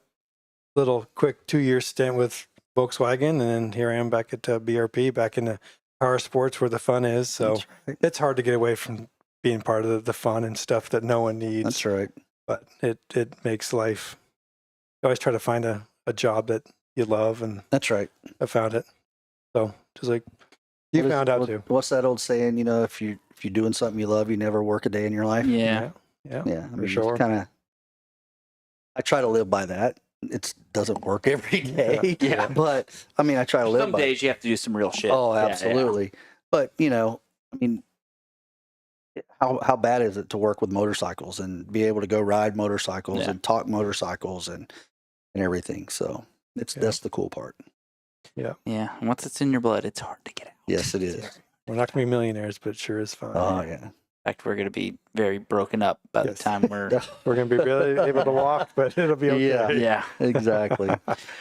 Well, we're going to wrap up the show, and I will encourage anybody, like the main reason I want to do this show is to let your stories be heard. If you've got really good videos, if you got really good stories, send them in anytime. 844-789-2367. Just call and leave a good voicemail, and I'll play them. I'm out of them. And if you want entries into winning a bike that I'm probably going to acquire soon to give away, like I did in last season, do that. Both you guys, you got some good entries. So this whole drive wasn't for nothing. Nah. CR500? I thought about it, but I'd have to sell a lot of merch, and I'd have to make a lot of money to be willing to give that away. Just that one. That's all I need. Either one. No. There's a preference. I'll take some blue ones too. Oh, you want the 86, don't you? Yeah, dude. So the 97 that I just acquired, I was feeling my wife out, and I was like, yeah, the 86 is I could probably get 12 to 10 right now for that thing. Like, it's such a collector item. And I was like, but, I could actually ride the 97. And she just looks at me and goes, you're wanting to sell my wedding gift to you? And I went, no. I was just telling you like what I could get for it. And then she's like, it's just going to keep going up. In the back of my mind, I'm like, no, I'm pretty sure it's capped out. Like there's, unless 100 years from now, there's not one around and there's some idiot. Like, no, at this point, like that bike's value is kind of what it's Your at, son could probably sell it for that later. I don't know. I think when you and I are gone, no one's going to want any of that nobody's shit. gonna. They would ride. They'd start it up one time. They'd actually kick it halfway and then throw them over the bars. It'd be done. Yeah, Hurt they'd their be like, chin. you know. Yeah. So I don't know. But speaking of my son, I was in the show with one of his stories, and he gave me a hilarious story last night. So we're gonna play that. We're gonna play the outro. We'll be back probably in 2 weeks. I'm trying my best to put together an epic Valentine's episode. And I said it the right way. I didn't say times. I said tines. So trying to put that together. But I don't know. So I'm not sure when I'll see you again. But there'll be a show within a week or two. So we're out. Go ahead. Tell me a story, B. Me and Frankie. It was raining, but it didn't sound like normal rain. What was that sound? It was hard. Everything was slippery outside, and the rain was yellow. And we came outside, it was raining bananas. What? And Frankie tried to eat some. All right. And did you go ride motorcycles in these banana rains? We couldn't because we would flip. And we couldn't run. That's pretty funny. But hey, why don't you tell everybody when you and I went to Rodney's house the other day to work on motorcycle parts? Remember we used a supersonic cleaner? Yeah. What did you put on the stairs? The dog toy banana peel. Why did you put it on the stairs? Because I thought you guys would flip on it. Any other motorcycle stories? And I'm gonna finish it. Frankie and me were eating the raining bananas until it stopped. And then, after the raining bananas, then guess what happened? What? What happened? Then the clouds were bananas. You know what? That story is absolutely... She knows what I'm going to say. Bananas. Great story, B.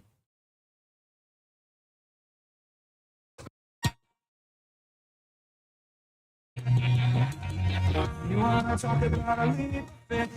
I have not shut it in the darkness. With cups and holidays, we get no fucks now. Who think twice, yeah? And when this whole takes slow, felt like it was trying to shake us. Held on to what we knew. It could try, but it never break us. It could try, but it never break us.